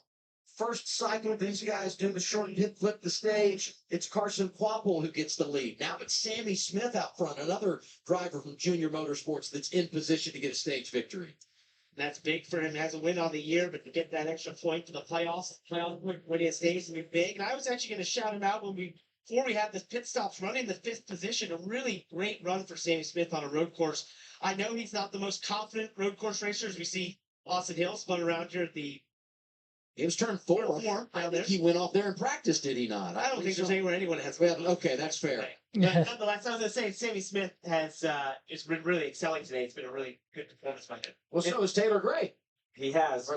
We saw the 54 racing with a 7 early on in the race. 7 falls out. But for Sammy Smith, a guy has really changed his approach to his preparation this year. Left the WISE program and has went off on his own into another program up with Ricky Stenhouse and a group. And just wanted to kind of a reset out. Friends with him, and we train together. We still ride bikes together every now and then. I'll go use his cold plunge. He runs that cold plunge so cold, guys. It's miserable in there. You're gonna have it. Yeah. No thanks. But obviously a stage win here. Good points for this 8 Pilot Flying J Chevy. A great year for Chevrolet, and they continue to rack up the stage wins. Sammy Smith is going to get this one. By the way, Zillage and Gibbs Pit, they're going to get back in the top 10 at the end of the stage. Zillage is 9th right now. Here he is, Sammy Smith. Junior Motorsports going to sweep the day when it comes to stages. Number 1 goes to Carson Quapple, stage 2, Sammy Smith. Taylor Gray finishes 2nd in the stage, racking up some points this afternoon. Creed needs points and gets them. He is 3rd in the stage. Brandon Jones, Christian Eckes round out the top 5.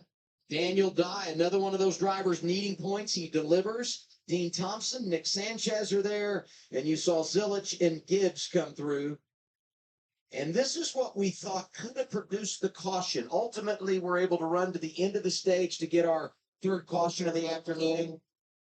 Suarez just driving in there. Now brings it down. And is able to get out of the way of Sawalich. And parked it right there out of the way. And this is the battle coming off under green.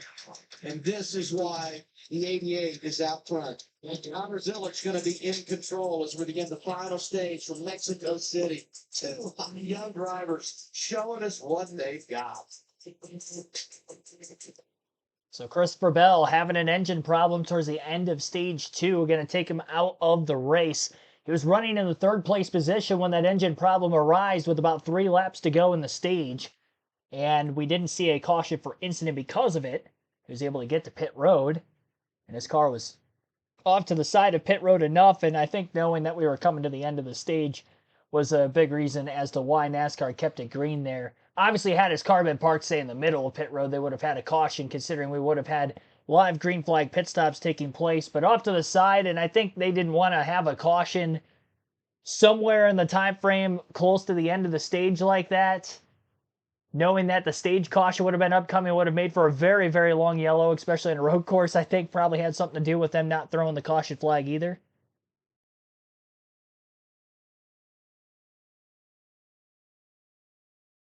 But Sammy Smith going to go on to win stage 2 here today in Mexico City. Had a race win already earlier this season at Rockingham. And this is the 2nd stage win of the year for Sammy Smith as well. So this will be 7th playoff point for him on the year. Taylor Gray 2nd in stage 2. Sheldon Craig 3rd. Brandon Jones 4th. Christian Eckes in 5th. 6th for Daniel Dye. Dean Thompson 7th. Nick Sanchez 8th. Connor Zilich 9th. Ty Gibbs 10th. So Zilich and Gibbs hit pit road from 1st and 2nd. They still get the last 2 stage points in 9th and 10th. And they'll be back to running 1st and 2nd again when the top 8 cars in front of them come onto pit road at the end of stage 2. Here in another lap or 2 when pit road opens again. Probably working on getting Christopher Bell's 24 Toyota off of the pit lane for the time being. And then once they get that car off, they will reopen pit road. Gregory Bradley, thanks for tuning in. I don't know if I gave a shout out to STL Mark or not. I know you've been in the chat for a minute, but thanks for tuning in and watching again as well. Our like goal for today's live commentary stream is 50, and we are currently at 47. So be sure to hit the like button if you haven't done so yet. We're only a few likes away from our goal. Tomorrow's NASCAR Cup Series live commentary stream will begin at 2:30 p.m. Eastern with our pre-race coverage, where we'll have some NASCAR trivia, highlight the NASCAR Fantasy League, and I'll give my predictions for who I think will run well, not run well, based off of how practice and qualifying has looked so far this weekend and how the season or road course stats line up for particular drivers coming into this weekend's first ever NASCAR Cup race in Mexico.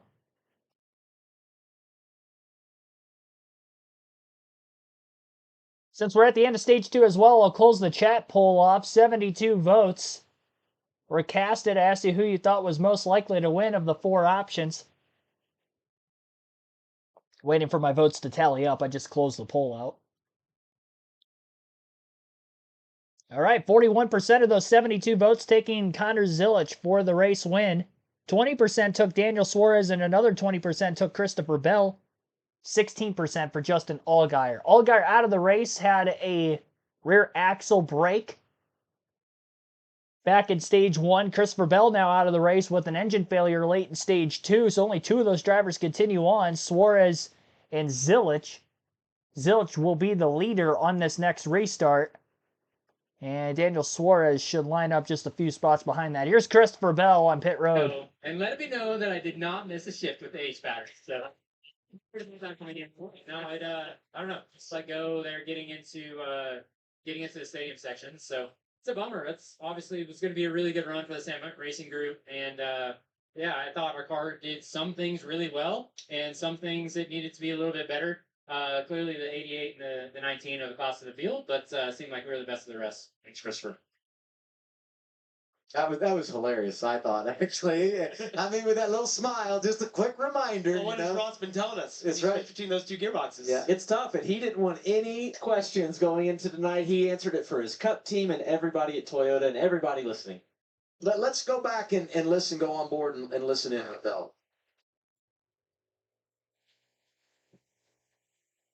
It's already down, guys. It was already down there into 11. He knew it. The smoke and everything really starts to disrupt right through here. And he's just trying to get out of the way, hoping you don't drop a lot of oil and parts and pieces out the bottom. Yeah, that thing sounded really sick, even as he went into 11. Hey, I know there's a little.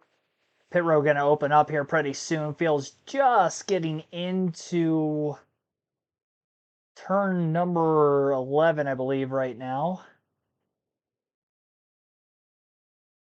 Out of 15.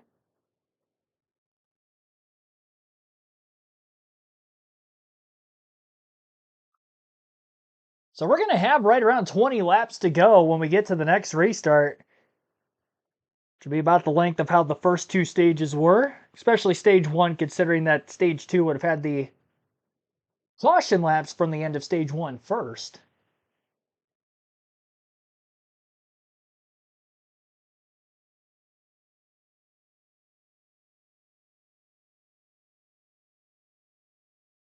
I'm going to have to go refill my water here pretty soon. Waiting out the pit stops that are upcoming here first, and then I'll go down and refill my water. It is warm in this room today, by the way. It's an uncomfortable warmth.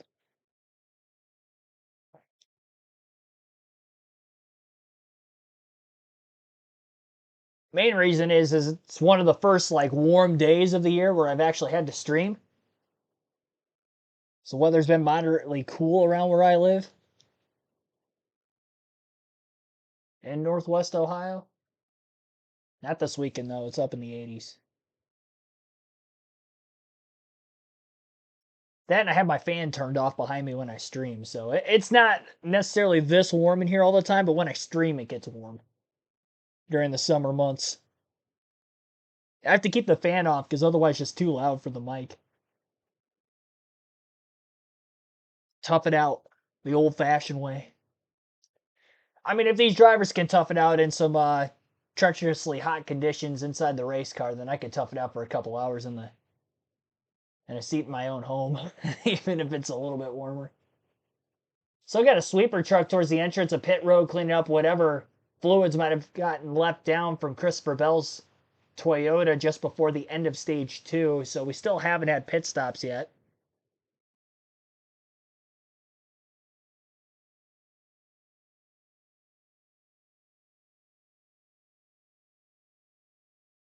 Thought the race went by quickly. So far, got about 20 laps to go. We're about an hour and 25 minutes into the race. I figure it'd be right around 2 hours, which is about normal for an Xfinity Series race anyway, so it's not really like short or long per se, but we've only had one caution for incident so far, so that also quickens the race pace out a bit.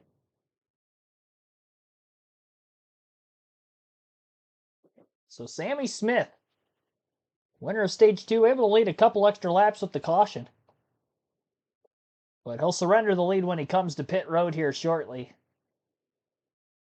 Led for 5 laps so far today, including winning stage 2. Stage 1 was won by Carson Kvapil. I believe that Daniel Suarez is going to be in third on the next restart, only behind Zilich and Gibbs, with Bell getting knocked out of the race there at the engine problem. That was right as Bell was about to make his green flag pit stop with 3 laps to go in stage number 2 as well.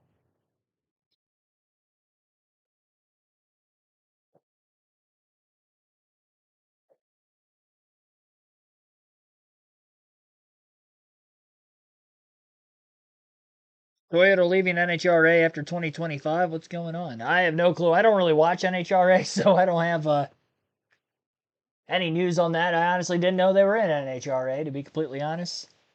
Drag racing's like really the only form of like auto racing I never really got into. I have been to a drag race before, which obviously whenever you go to the racetrack in person, no matter what form of motorsport it is, it's definitely better than watching it on TV.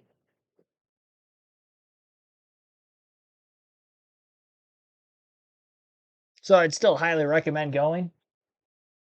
I haven't been to an NHRA event yet, though. They race in Norwalk every year, Ohio, which isn't too far from where I live. I haven't ventured out that way for an NHRA event yet.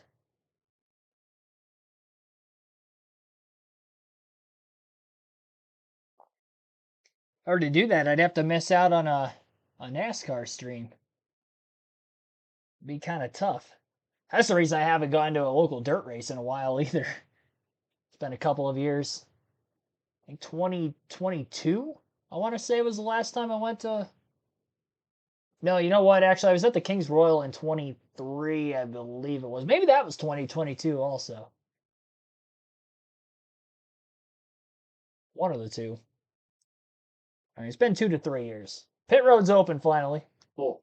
When it comes to the old fuel gauge, Progressive Pit Road is open. Sammy Smith and others head down, Dylan.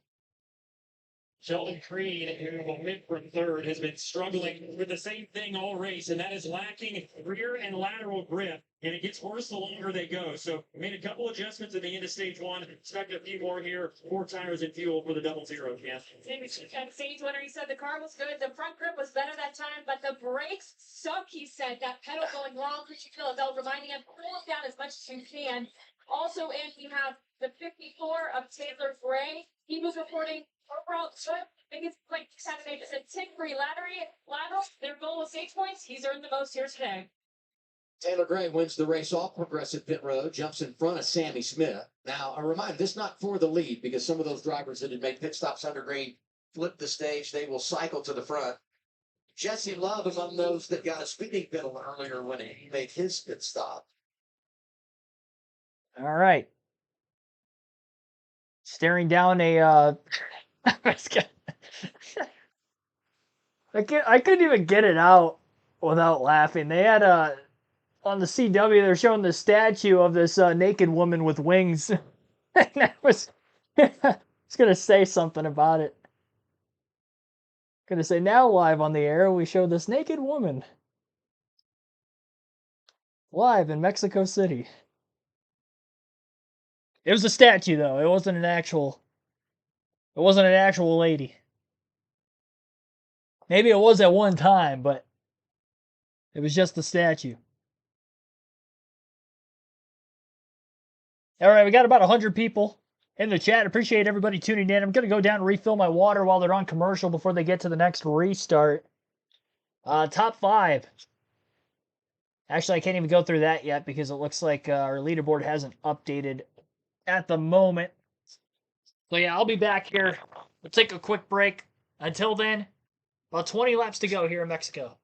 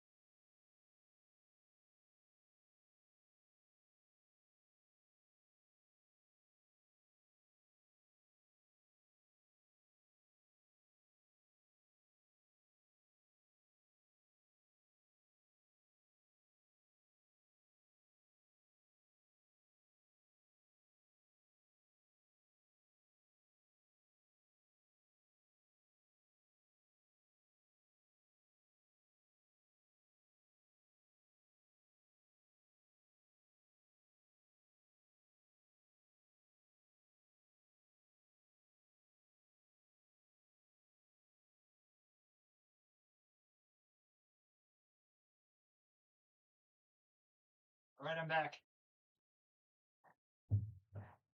I didn't miss the restart. They're still on commercial, so that's good.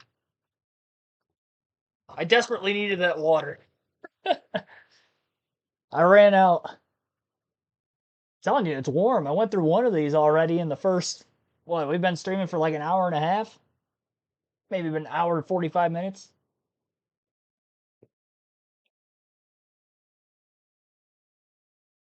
It's a pretty good pace, I guess. Should do NASCAR and Iran. Oh, geez. Frederico Sanchez. Andrew, thanks for tuning in as well. They love women down there to go back. I guess. Is that why the statues are all of naked women? I didn't see that comment. I didn't take my phone with me.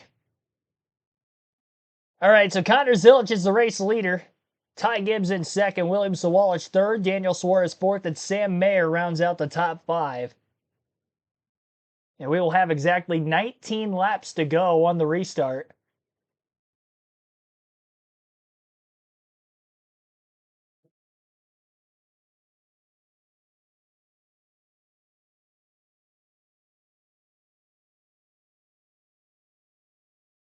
Lights are out on the pace car, so yes, they are going green this time. They're just getting out of the choose cone area of the racetrack currently. Connor Zilic has elected the inside lane. He was beat by Ty Gibbs once on a restart from that same line, but the last time when we restarted stage number 2, Zilic won that restart and really never looked back. He led every green flag lap of the stage up until he came to pit road with 3 laps to go in stage 2. Coming to 2 to go. And then Sammy Smith went on to lead the last couple of laps of the stage and win stage number 2. But here in stage 3, the pay window's open. Everybody will be good on fuel to the end of the race from here, so it is just a sprint to the finish. And once again, 19 laps. Zilic, Gibbs, green flag is back in the air. Headed for turn 1. We've seen them fan out 3 wide. And I'm sure we'll see that again heading into that 90-degree, 45-mile-per-hour corner. Daniel Suarez to the outside lane, really looking to charge hard. And he has gotten there 3 wide. Gibbs in the middle. Oh, Zilic goes around. Sam Mayer ran into the back of somebody. He's got a lot of damage. Sammy Smith is sliding sideways now. I believe Zilic went with him. Mayer and Zilic are stuck together. They finally get off of one another. And more carnage in the back. Parker Retzlaff's car is destroyed. Ty Gibbs is around. Melee everywhere, and the caution flag is out with 19 laps to go. Pandemonium on the restart. There are a ton of junked race cars, including the 2 favorites of Zilic and Gibbs. Bias, but I do think that the 88 went way to the inside in turn 1, trying to give everybody as much room, and that ultimately got him in more trouble as we see his chance of winning today gone. Wow. There's a lot to unpack. And Now you got And how did the 19 crash in turn 3? Exactly. There was a whole secondary crash, guys, that we didn't even see as we watched Daniel Suarez in that quicker stage Chevy get through the home. Our monitor just wasn't quite big enough for this restart. A little bit of wheel hop out of the 19 early. You see the 88 jump the curb, then get in the 18, falls right in the lap of William Sawalich. Keep an eye on the 1 and the 19. They hit each other. That's what forces them into the outside wall. And then the field runs from the back of this. This Parker Retz off the back of the 19, destroys the front of that 4 car. They've had a tough weekend. Oh, and I think you're so right, Ross. Connor tried to pinch off the entry, hits that inside curbing, almost like the turtle curb and sausage curb, and it forced the car out into the 19, and then chaos ensued. After the 19 hit, the 88 hits the 19, then he gets into the 9. A lot of contact between the 19 and maybe he had a left front down. I don't want to assume that pushed him straight into the 1 car in turn 3. That's a good point. From all this contact, definitely can have damage in the 19 there. Williams Sawalich lands right in his lap. Adam, you teed it up coming to the green. He did such a good job to recover for that Starkey Toyota, and it falls right in his lap, the 88 car. Daniel Dye, one of those drivers getting through. Saw Jeff Burton there trying to sneak through. This camera work is amazing, guys. These angles from all these different heights to get these pictures. Oh, that's Ross glazing the camera. such a hard shot. And you just know Doesn't it's even work so for him. inviting for Connor Zilic in that position to want to go to the inside and be there. Oh, you can see the tire go down on the 19. Great call into the 1, which caused that second wreck. Taylor Gray comes sliding through. You think about the day they've had. And this is really the first time that I've seen the grass and how wet it is play much of a role. The debris getting picked up on the track. On-board restart with Suarez from that outside lane. Look at the focus in his eyes, guys. Now watch his eyes start to get to the right. And we're going to go to turn 1, down the first gear. He made it. Wider checking his mirror, realizes he's got a gap.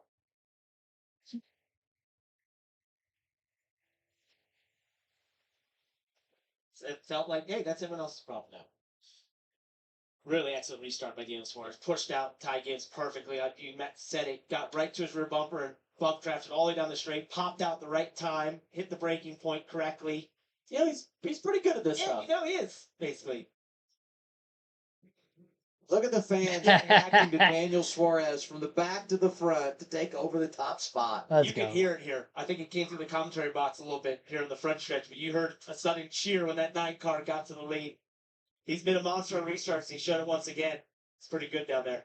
Well, you know, Gibbs and Zilic have combined to lead 35 with our 47 laps. And that really doesn't tell the story because they gave up the lead some, right, to come down and make those green flag pit stops to flip the stage. They have been the dominant cars. Easily. But it almost felt inevitable. Eventually, something was going to go bad on one of these restarts. Well, guys, let's look ahead as those cars are on pit road fixing damage. We'll see if they can work their way back up. But we've got a new whole group of cars as the crowd continues to go crazy for Daniel Suarez, that number 9 car. That's great. That's great.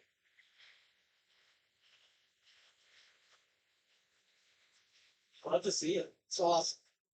I love to see this country rally around Daniel Suarez, a guy. He's literally got a whole country behind him this weekend. Career in NASCAR, it's what he wanted. Kart racer.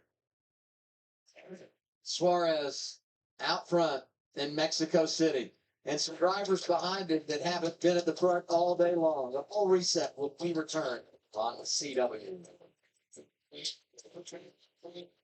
I don't think you're going to find a single non-Daniel Suarez fan at the racetrack this weekend, and he is out in front now leading 3 drivers who might have been a little bit better than him so far today, all really out of it. Christopher Bell had the engine failure running in 3rd place towards the end of stage 2, and now both the 19 of Ty Gibbs and the 88 of Connor Zilic caught up in this last incident on the restart. 3 wide to the outside goes Daniel Suarez. The 2 cars underneath him also battling for that lead were Gibbs and Zilic. Zilic a little bit too deep to the inside on his corner entry, bounced off the curb into Gibbs. He went around, as a result of which had a couple cars pile into him, including Sammy Smith, his teammate. And then a little bit later on, 2 corners later at turn 3, is where Ty Gibbs and Carson Kvapil had gotten together. Really nothing of Kvapil's own doing. It looked like Gibbs just went a bit wide through the center of the corner. Cleaned both of those drivers out, including a few others behind them. And now Daniel Suarez, who was running in 4th for a majority of stage 2, is all of a sudden the leader, and the guys around him, I think he's got the speed and now the car to beat of anybody at the front of the field. Quite a bit of damage to the back of Gibbs's car.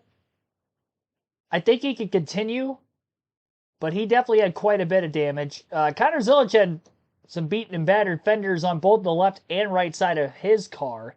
I think he'll be able to continue as well, but what kind of speed are they going to have coming from the back? And knowing we're already under 20 laps to go, they're definitely not going to have a lot of time to get back up there. And it's probably going to take more pandemonium-like restarts like we just saw moments ago for them to get back in contention. I didn't get the diecast showing out during the end of stage 2, so I'm going to make sure I do that right now. Today's diecast showing got a Jeff Burton Singular Wireless, number 31 Chevrolet. And I figured I'd try to find a car from in the mid 2000s. That was the last time NASCAR had raced here, 2008 specifically. And this is from 2006, I think. Nope, 1 year off, 2005. 2005. But Jeff Burton, Singular Wireless, he had some really good paint schemes over the years, especially in this 31. Some of the other Singular Wireless cars that he had really well, and this fluorescent orange just pops really well. I remember when I first bought this diecast, it was like actually shiny in the light. It was very bright to look at. It's also autographed on the windshield of the race car as well. I did buy this pre-autographed, so it's not like I ran into Jeff Burton at the track over the last couple of years and got it autographed, but even still, one of the few autographed diecasts that I have, so no major particular reason as to why I'm showing this one off this weekend, but that is our diecast showing for the end of Stage 2, even though technically we just got the restart to begin Stage 3 moments ago. Figured I'd show it off to you guys. We've got a great collection of tracks today in Mexico City. Next Saturday, racing in Pocono, 3 p.m. Eastern Time with NASCAR Countdown Live. Always look forward to getting up to Long Pond, Pennsylvania. Jamie Mack going to be back with us, and Ryan Blaney, who's so good at Pocono, joins us in the booth. This is our lineup for the summer. Ross, we're glad you're here today. Look forward to having Kyle in a couple of weeks' time in Atlanta. AJ on the road course, on the street course, I should say, in Chicago. Bell will be with us. Denny Hamlin. Kyle Larson wraps our summer of fun in Indianapolis. I'll be back in the 9 car at Dover, guys. How many nice things do you think Denny will say about me? Well, to be determined. Kind of rowdy on podcast. Yeah. Hey, look. Let's get an update from Carla here as we await the restart.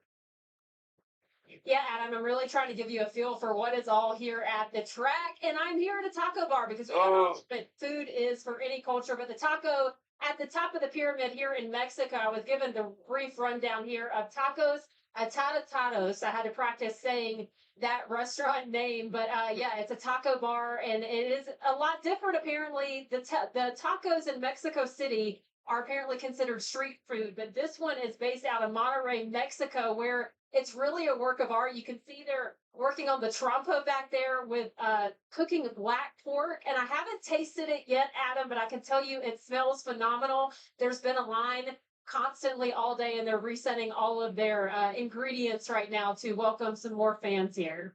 You didn't use your TV privileges to cut the line, did you, Carla? Please tell me no.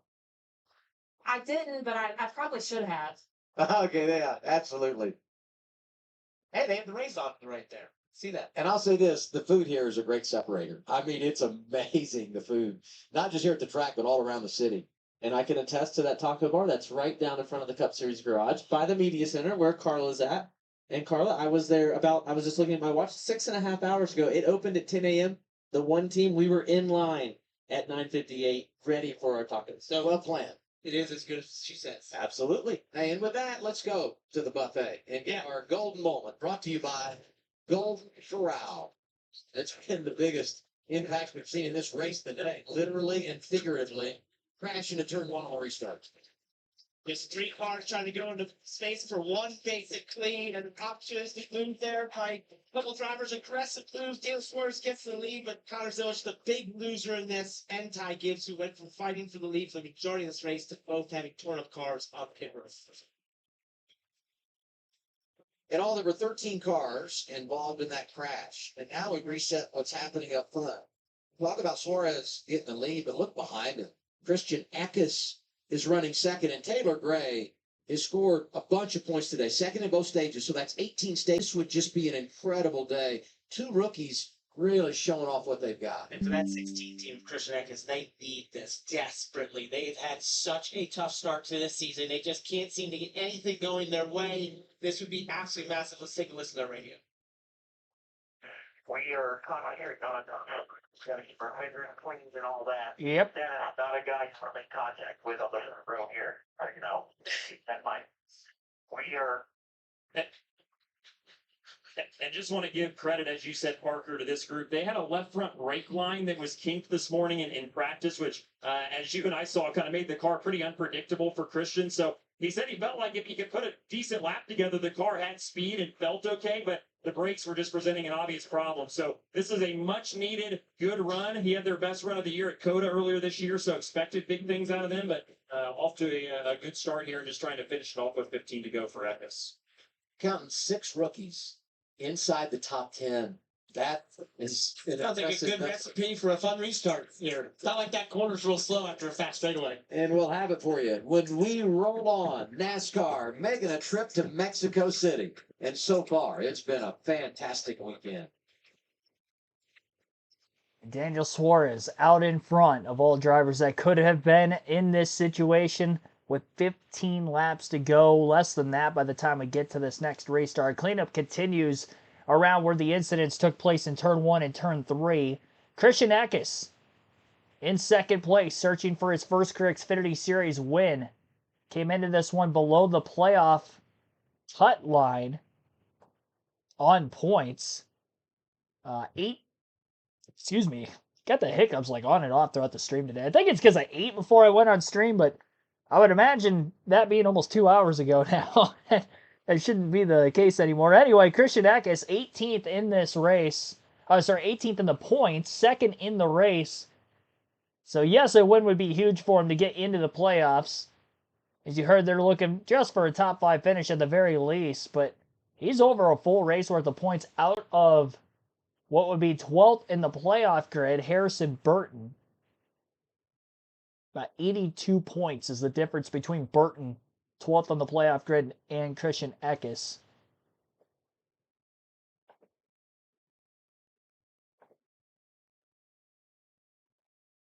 Taylor Gray, another driver below the cutoff line on points, and he has had decent speed in this race today.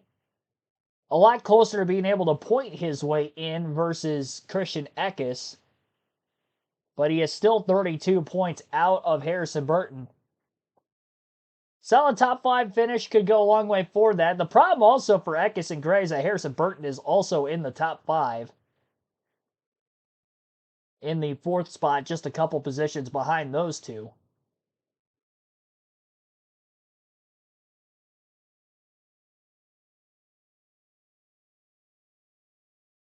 Jeb Burton, 10th place. Someone in the chat asked. Pay once, watch forever. Rydell's back out on track after spending some time in the garage. In case you're wondering, Connor Zilic is shown 25th, and you start back there behind him, Quapple back there, Creed, Mayer, some of those headliners that involved in that crash that brought out our 4th caution of the day. We've cleaned it up, ready for the restart. And now Daniel Suarez is in a position he has not been all day. That is the control car and the leader here for the restart. He's been awesome from the couple rows back. What does he do here as the leader, Ross?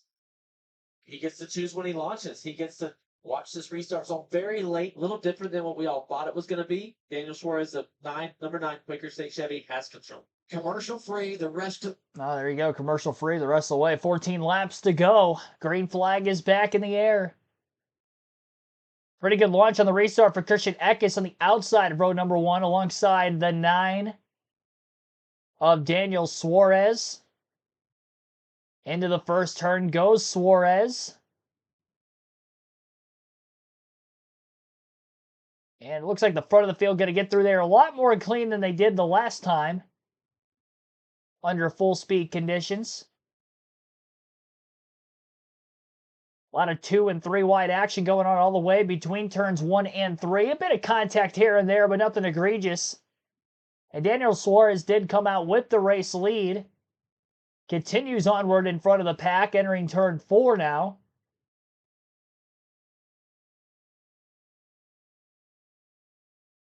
And we'll see how much he can extend his lead, because I do think that Suarez has the best car of anybody at the front of the pack right now.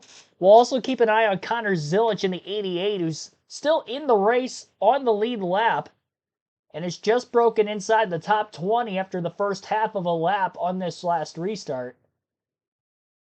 Tight battle for second between Taylor Gray and Christian Eckes. These two drivers both stayed out to get stage points at one point all the way back in stage 1. Because of missing that incident on the last restart, they still gotten themselves in position to not only get those stage points, but get themselves into a great position to win the race if all things go right for them But even just the top 2 or 3 finish along the way is probably something they wouldn't have expected to get considering their strategy earlier in the race. So my hiccups continue on. Maybe it's heart failure. I don't know. I'm too young for that. I don't know what's going on here. Apologize if I'm hiccup. I had chili for lunch earlier, so maybe it's just not setting well with me. Already just over a second lead for Suarez on Eckes. I do believe Eckes is holding up Taylor Gray. Gray was making passes on drivers inside the top 10 a little earlier on. So he might have about the second fastest car of those up in the top 5 or top 10 currently. It'd be a miracle if he can get back up in the top 5, especially.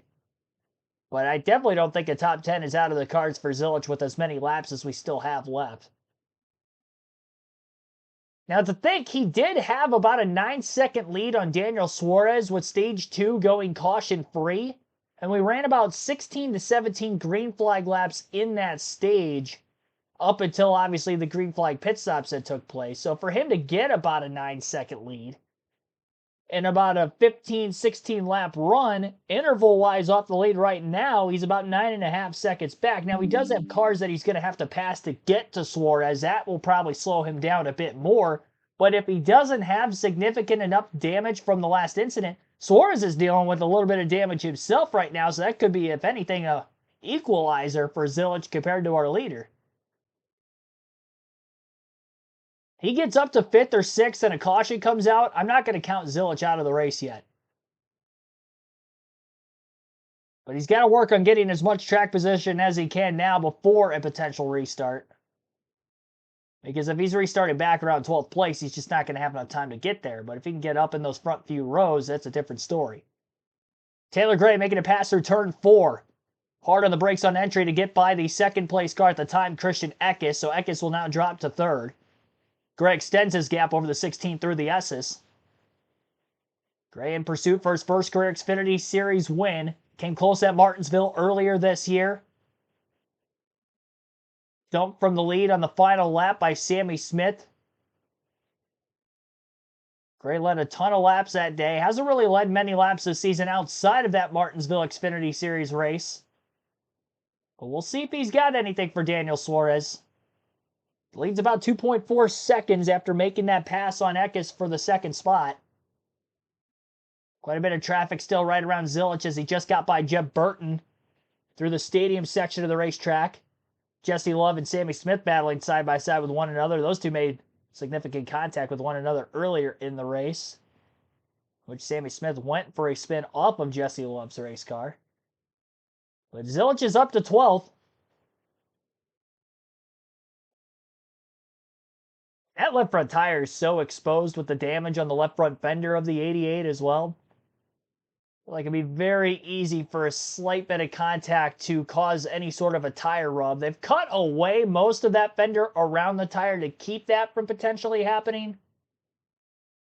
But just because of how much of it got cut off and it being as exposed as it is, he definitely can't afford to have much contact. So he's going to have to make these passes clean like he just did on Jesse Love that time out of turn 3. Through the hairpin in turn 4. That last lap time Daniel Suarez ran was a 94.863.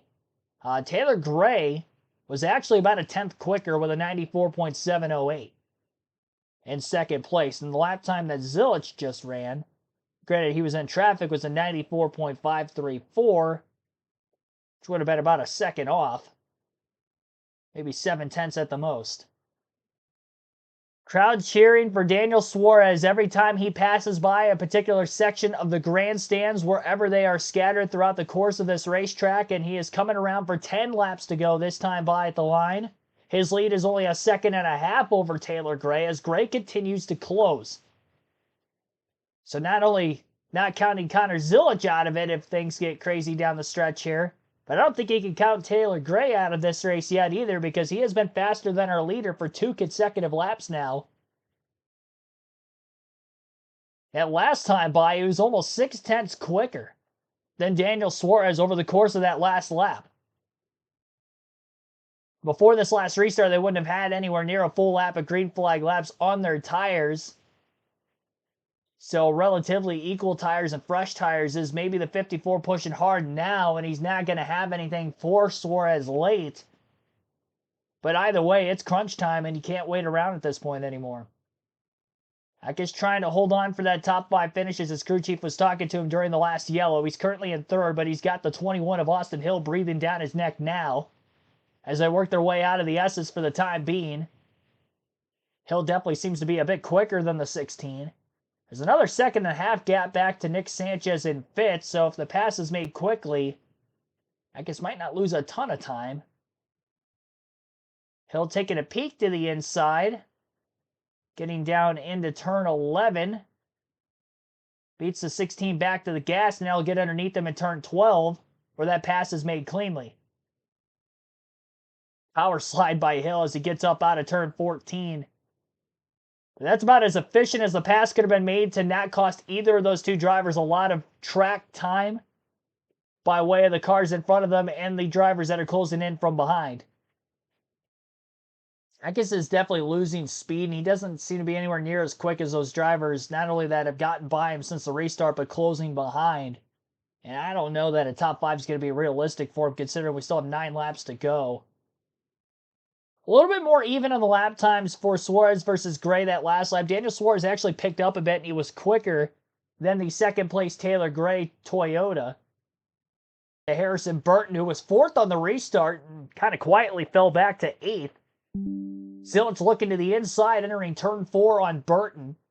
Should be able to complete the pass with ease on entry, and does.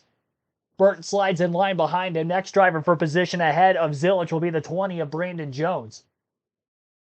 Talked about Daniel Suarez's car looking slightly beaten and battered. That 88 of Zilich is even more beaten and battered. But the speed is still there in that number 88 Chevrolet for Junior Motorsports. That same Chevy that won at COTA earlier this season. Watkins Glen last year. Zilich trying to win his 3rd career race at the Xfinity level, all still on road courses. And what an incredible drive to get to the front of the field if he's able to actually pull this off. Taylor Gray creeping in on Daniel Suarez again. Suarez was quicker than him 2 laps ago. The last time by at the start-finish line, Suarez was 3/10 slower than the leader. And Gray has reeled to within 1.4 seconds of Suarez at the front of the pack now. They're more than 4 seconds ahead of Austin Hill still back in 3rd. And that last lap, Hill was actually a bit quicker than Suarez, but not as quick as Taylor Gray.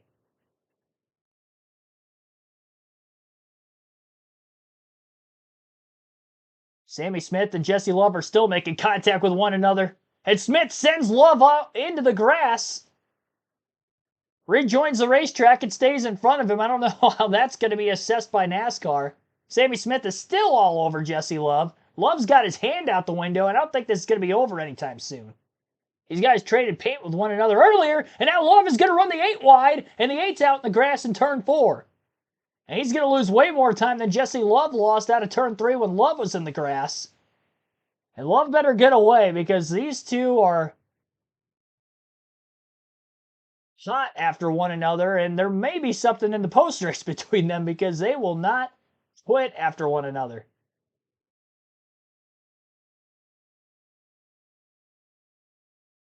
They've had some on-track deals off and on throughout the season, but here today we've seen them get into one another several times over the course of the entire race. I think it was all the way back at stage 1 when Sammy Smith went around earlier.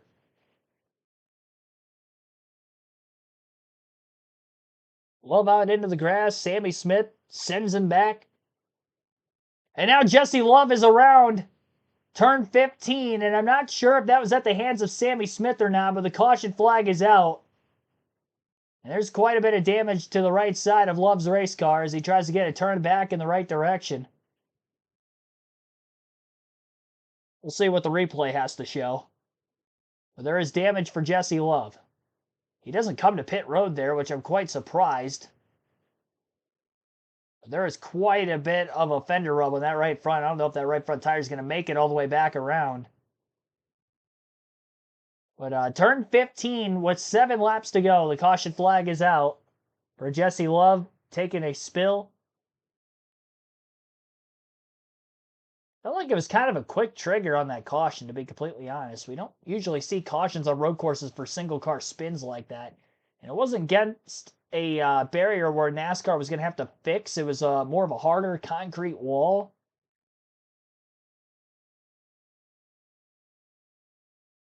It's out of the way at the moment. Just kind of slapped the right front tire up against the wall on the outside pretty perfectly. Didn't get a great replay of what exactly happened, which led to the spin. I would imagine there was contact. Sammy Smith was a couple cars behind him, though, so I don't think it was him. He's had a few things thrown at him. It's definitely the caution that Connor Zilic needed. And the good thing is, with the caution right now, we should get a restart with more than 2 laps to go. Because he is still back at 8th place, and it's probably going to take him some time to get to those front couple rows, but he's definitely not out of it. It's the caution he needed. Had he picked up a couple more spots before the yellow, that would have probably been more beneficial for him. But then on the other side of the yellow, he probably would have only had about 2 laps left. I would assume we're going to restart with either 3 or 4 to go. We're at 6 to go right now.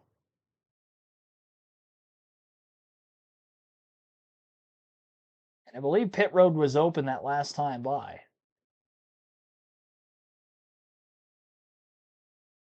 Not that time. It definitely will be this time. Yeah, I think we're going to have 3 or 4 laps left. I probably lean more towards 3 to go in the restart, but 3 or 4 is what we're probably looking at.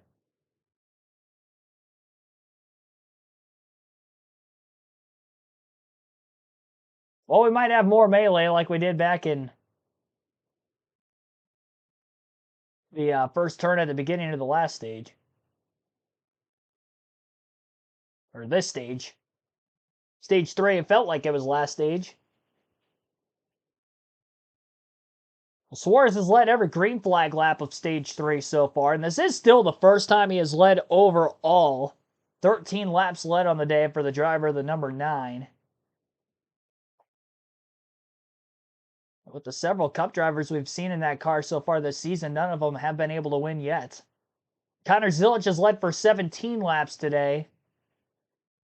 18 for Ty Gibbs has actually led the most laps of anybody. Gibbs has a lot more damage than Zilic did. Gibbs has only recovered so far to 20th versus Zilic again up to 8th.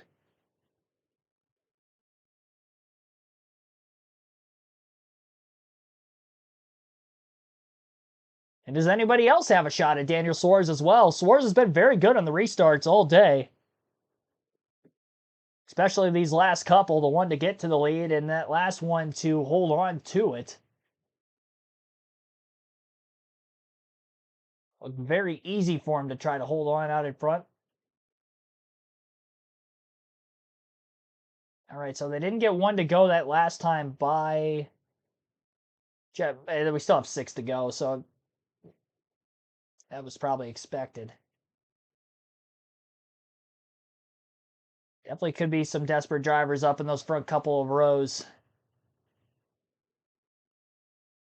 Don't want to make yourself the villain this weekend. Anytime NASCAR comes back to Mexico following this weekend's race, if you take Daniel Suarez out, even in an Xfinity Series race, a late race restart, I'm very sure that this crowd will not forget that. And they will be booing you for a lifetime. It'll be shades of Kyle Busch, Richmond 2008, dumping Dale Jr. And everybody's just going to hate you forever down here. This is their Dale Jr.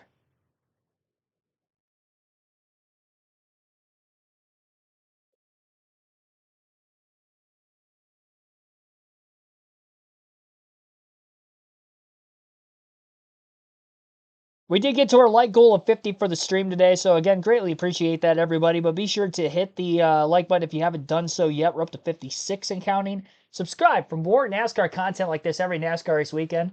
We have live commentary streams for Truck Xfinity Cup races as well as Cup practice and qualifying.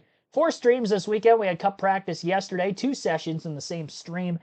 Cup qualifying was already earlier this afternoon as well. Now the Xfinity race that you're listening to live on KRC. We will have NASCAR Cup coverage tomorrow beginning at 2:30 p.m. Eastern. For every NASCAR Cup race, we go live about a half hour to 45 minutes before the drop of the green flag.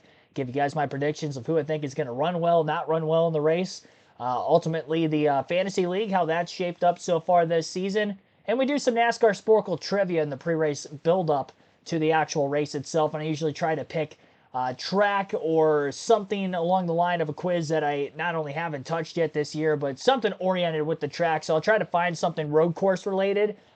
We did a quiz yesterday in between the 2 practice sessions while we were waiting. That was road course related as well. Probably the toughest quiz that I've done so far. We tried to guess the starting lineup for the 2006 Busch Series race here at Mexico City. And I did not do very good. I think I only got 20 of the 43. So we'll see. There were a lot of one-offs that were in that race that I had no idea ran that race. A lot of IndyCar guys from that time. Like, I had no idea Paul Tracy ran that race at that point in time. Never would have struck in my mind. Adrian Fernandez was another one that was in that race.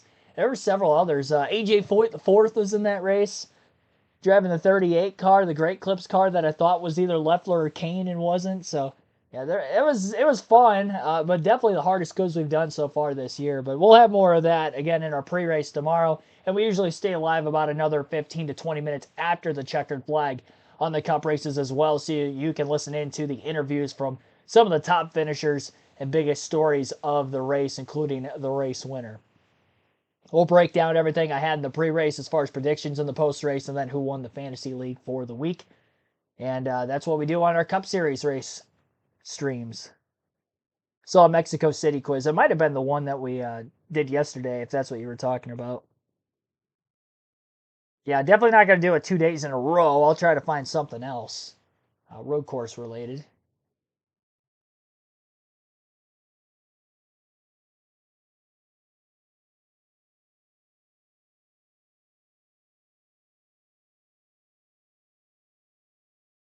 As far as today's race goes, though, it'll be Daniel Suarez on the front row for the restart. The lights are out on the pace car, so with 4 laps to go is when this next restart is upcoming, which gives Connor Zilisch in 8th place probably the best chance that he has to get the win from 8th place. 4 whole laps around this 2.42-mile road course. He's definitely going to be in contention. Got to make it through the restart. Suarez has to get out early. He can't fool around too long with Taylor Gray alongside of him. And when he gets to the lead, he's going to have to do all he can to drive away. And the whole country is pulling for Daniel Suarez here today. The country of Mexico, home track. First time ever racing here at the NASCAR level. Green flag is in the air, and we're back underway. Again, 4 laps to go in Mexico City. Great jump on the restart for Suarez. He may be able to clear high on Taylor Gray. He's going to choose to protect the bottom for the time being. Gray gets back to the outside of Suarez, who backs up the entry to turn 1, so he can probably get back into the gas a bit sooner on exit to try to hold on to this lead. But Taylor Gray is holding on strong for now. Contact! Oh, Suarez goes wide. He's off in the grass. After the 54 got into him, there's another car in the top 10 who also got out in the grass. And here comes Taylor Gray for the lead now.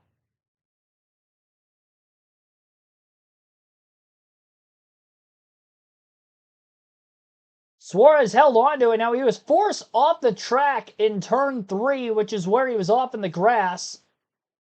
Not sure exactly what the NASCAR ruling is going to be here. It was down off of turn 3, but he got through it. He survived the restart. Up to the top 5 now for Connor Zilisch. Is there enough time left for him? I don't think it's going to be a cutting the course penalty because he was forced out there. There was definite contact between the 54 and the 9. Yeah, I mean, the 54 just didn't give him room. He came up off the curb from the exit of turn 2, and it didn't really look like Suarez crowded him. There was a lane there. So it might have forced the 54 a little bit wide, but I believe that is why Suarez was able to keep his track condition and didn't necessarily get a course-cutting penalty for that. I would assume that was why. Pass for third made off of turn 15 for Christian Eckes over Austin Hill as well. Connor Zilisch has made his way up to the top 5 to 5th. 3 positions gained for Zilisch in the opening lap following the restart. He's looking for a fourth as he dives to the inside of Austin Hill into turn 1. Another car smoking big time with the left front tire, and that would be the Nick Sanchez 48 Chevrolet. And I believe he was the other car that went wide off of turn 3 behind Suarez on the last lap. Sanchez passed by Brandon Jones for 6th. Zilich going for 3rd on Christian Eckes into turn 4. He was a little bit too far back, so he'll pull back in line behind Eckes for now. But he is on the move.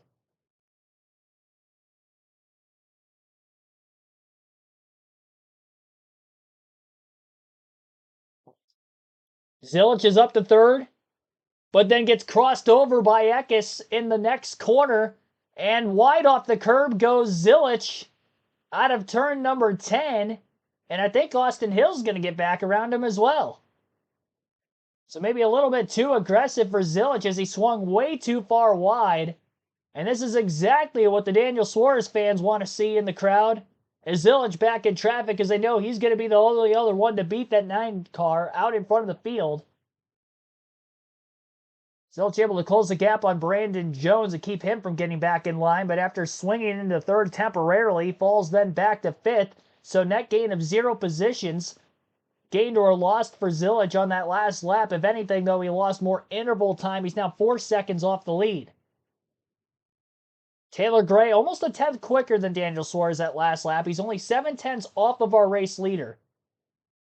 But because of Zilich having to fight hard for that 3rd and 4th spot yet again, I would assume that he's going to get taken out of a shot to win without a caution. Brandon Jones on the 20 from 6th place got turned down into turn 1. I would likely think that there was contact. Nick Sanchez went wide up off of turn 4. He also lost time. Meanwhile, Taylor Gray tries to gain time back on Daniel Suarez for the race win. Turn 6 and now into the S's. Suarez going to extend his lead just a bit over the 54 of Gray. Gray was doing a great job catching him up until then. Suarez is going to get a shot to win the Cup race again tomorrow. This could be the only chance this weekend to get a win at his home track, so he's trying to make the most of it. He started dead last, nonetheless in a backup car. And he'll be coming around to turn 15. Followed by the main straightaway. White flag in the air, 1 lap to go. And we are going to end this thing right here, right now. Taylor Gray trying to get as much draft as he can off the 9. Suarez looked to be a little bit better out of turn 15 and slightly extends his lead, but I'm sure Gray's going to push extra hard on the braking and the entry into turn 1. Suarez is going to give a little bit of time up on entrance so he can get back to the gas sooner than the 54 behind him. Not a lot of mechanical grip there, a bit more of a power slide off of turn 1 for the exit for Gray. Better through turns 2 and 3, though. And ultimately, really didn't gain or lose ground to Suarez. 11 turns to go. Suarez trying to hold on tough. Out of the hairpin in turn 4. And into turns 5 and 6 is where Gray caught him on the last lap, but then through the S's, Suarez was able to extend that lead right back out again. This time into the S's. Gray slides a bit wide on the exit. That final corner of it was really the only spot where he lost a bunch of time. He's about 3 car lengths off of Daniel Suarez into the stadium portion of the racetrack. 3 turns to go. And it looks like he should be able to hold on into the final corner in turn 15. The gap is still 2 to 3 car lengths. Gray charges hard on entry. Couldn't get to the back bumper of the 9. And acceleration down the main straightaway. Daniel Suarez is going to win in Mexico City for the NASCAR Xfinity Series race.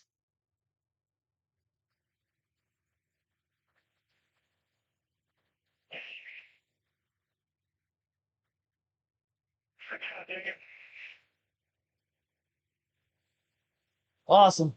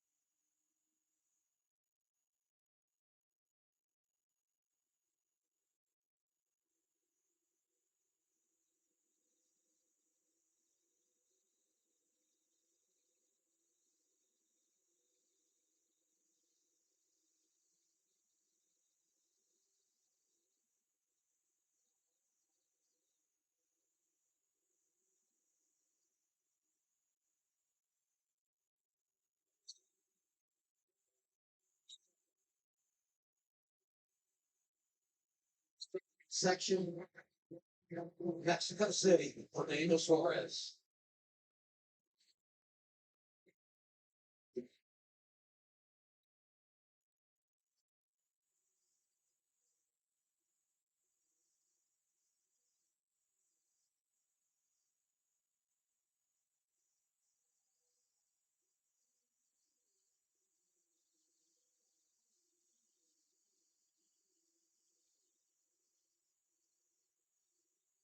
Think about everything that Daniel has not only put into his racing career, but everything he's put into this race weekend, making so many trips here, promoting NASCAR to Mexico City, and the entire country for that matter.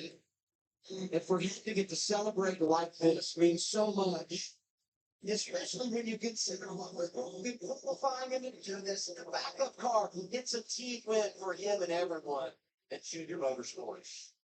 It's a team win for Mexico, Adam. This is an incredible drive by an amazing, talented driver. You said it. He drove to America. First to Buffalo, then down to Charlotte to figure out how to race in the Cup Series is what he wanted. Be a winning driver in NASCAR. He comes home in the Xfinity Series and drives into the stadium as the winner. First time I met Dave Suarez, it was right when he was coming in the K&N Series. He didn't speak a word of English. And I thought, the event was going to be pretty tough. But he threw a lot of down and wrong throughout his whole career, become a champion in the Xfinity Series. And now to have this moment in front of your own country has to be amazing. He's still doing burnouts. Watch parts after he came to the States to begin his career racing in the top series of NASCAR. Really put his name on the map 2016 when he won a championship with the Xfinity Series. There have been some bumps in the road, but his attitude never wavers. He always stays on top. And here he is, celebrating with a home crowd.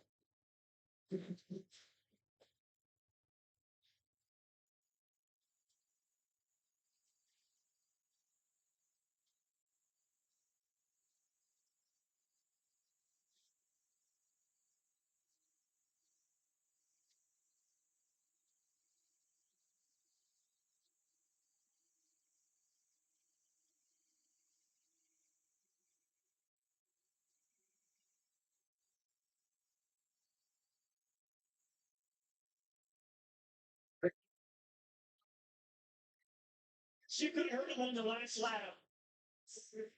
As a young boy growing up in Mexico who worked so hard to get to the United States and make it to the top level of racing, what does it mean to you to come back here and do this in front of these people? ¿Les gustó? ¿Se la pasaron bien? ¡Éxito! ¡Viva México, cabrones!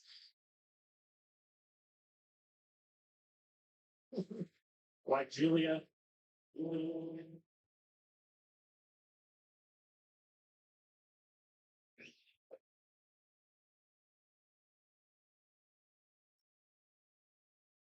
Nothing about this day was easy, right? It started this morning.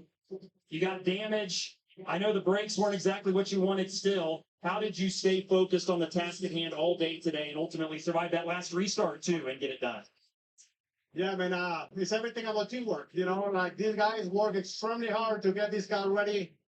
And, you know, the car wasn't supposed to be a winner today. And look at where we are right now. You know, I can take enough Quaker State, Junior Motorsports, and other people that work very, very hard for us to be here this afternoon. It's been a special day, and I can't wait to enjoy it for a little bit and then do it again tomorrow. Oh. There's a pinata. We got to do this.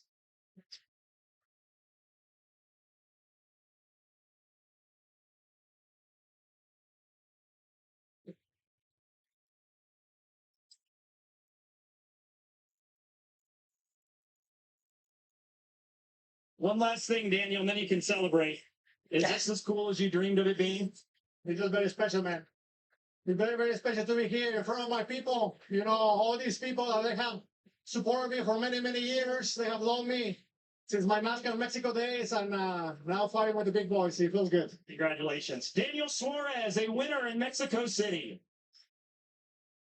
It's never easy to make it to the top levels of NASCAR.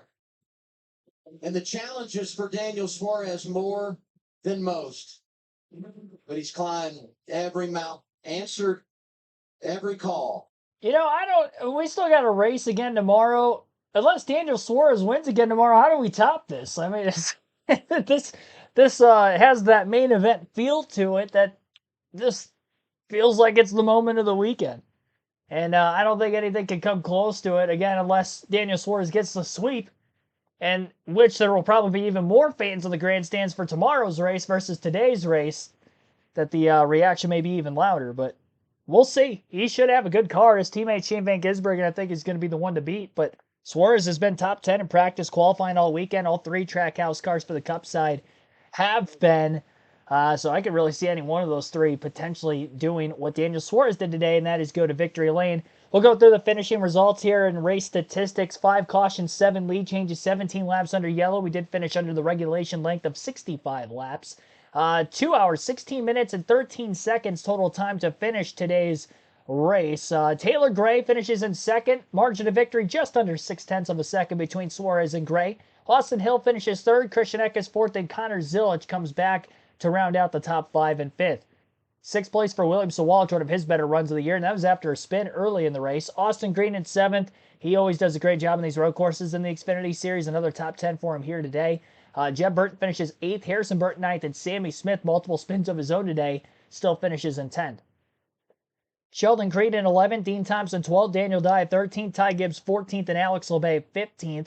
16th for Matt DiBenedetto, Chris Wright 17th, Jesse Love 18th, Carson Quapple 19th, and Josh Williams 20th. Anthony Alfredo 21st, Thomas Annunziata 22nd, Sam Mayer 23rd, 24th for Josh Bilicki and Brandon Jones 25th. Brad Perez 26th, Blaine Perkins 27th, Kyle Sieg 28th, Ryan Sieg 29th, and Andres Perez 30th. Nick Sanchez 31st was the last car to finish on the lead lap. And Ryan Ellison 32nd, Sage Karam 33rd, Justin Allgaier 34th, Parker Retzlaff 35th, Jeremy Clements 36th, Ruben Rovello in 37th, Brendan Poole 38th, and Christopher Bell last with the DNF and 39th. Had that engine failure at the end of stage 2. So all in all, it looks like we had 7 drivers that failed to finish the race today. And again, 31 to finish on the lead lap. So Daniel Suarez does end up leading the most laps in the race today, 19. Ty Gibbs led 18 and 17 for Connor Zilic. Stage winners today, Sammy Smith won stage 2, Carson Quapple won stage number 1. And the Xfinity fastest lap of the race award, I believe, was still Christopher Bell, which obviously he's not running for points full time, but that 2014 for Sam Hunt Racing, I believe, is. So they'll take that point. Let's see here, 93.982. I want to see where the leaders are at.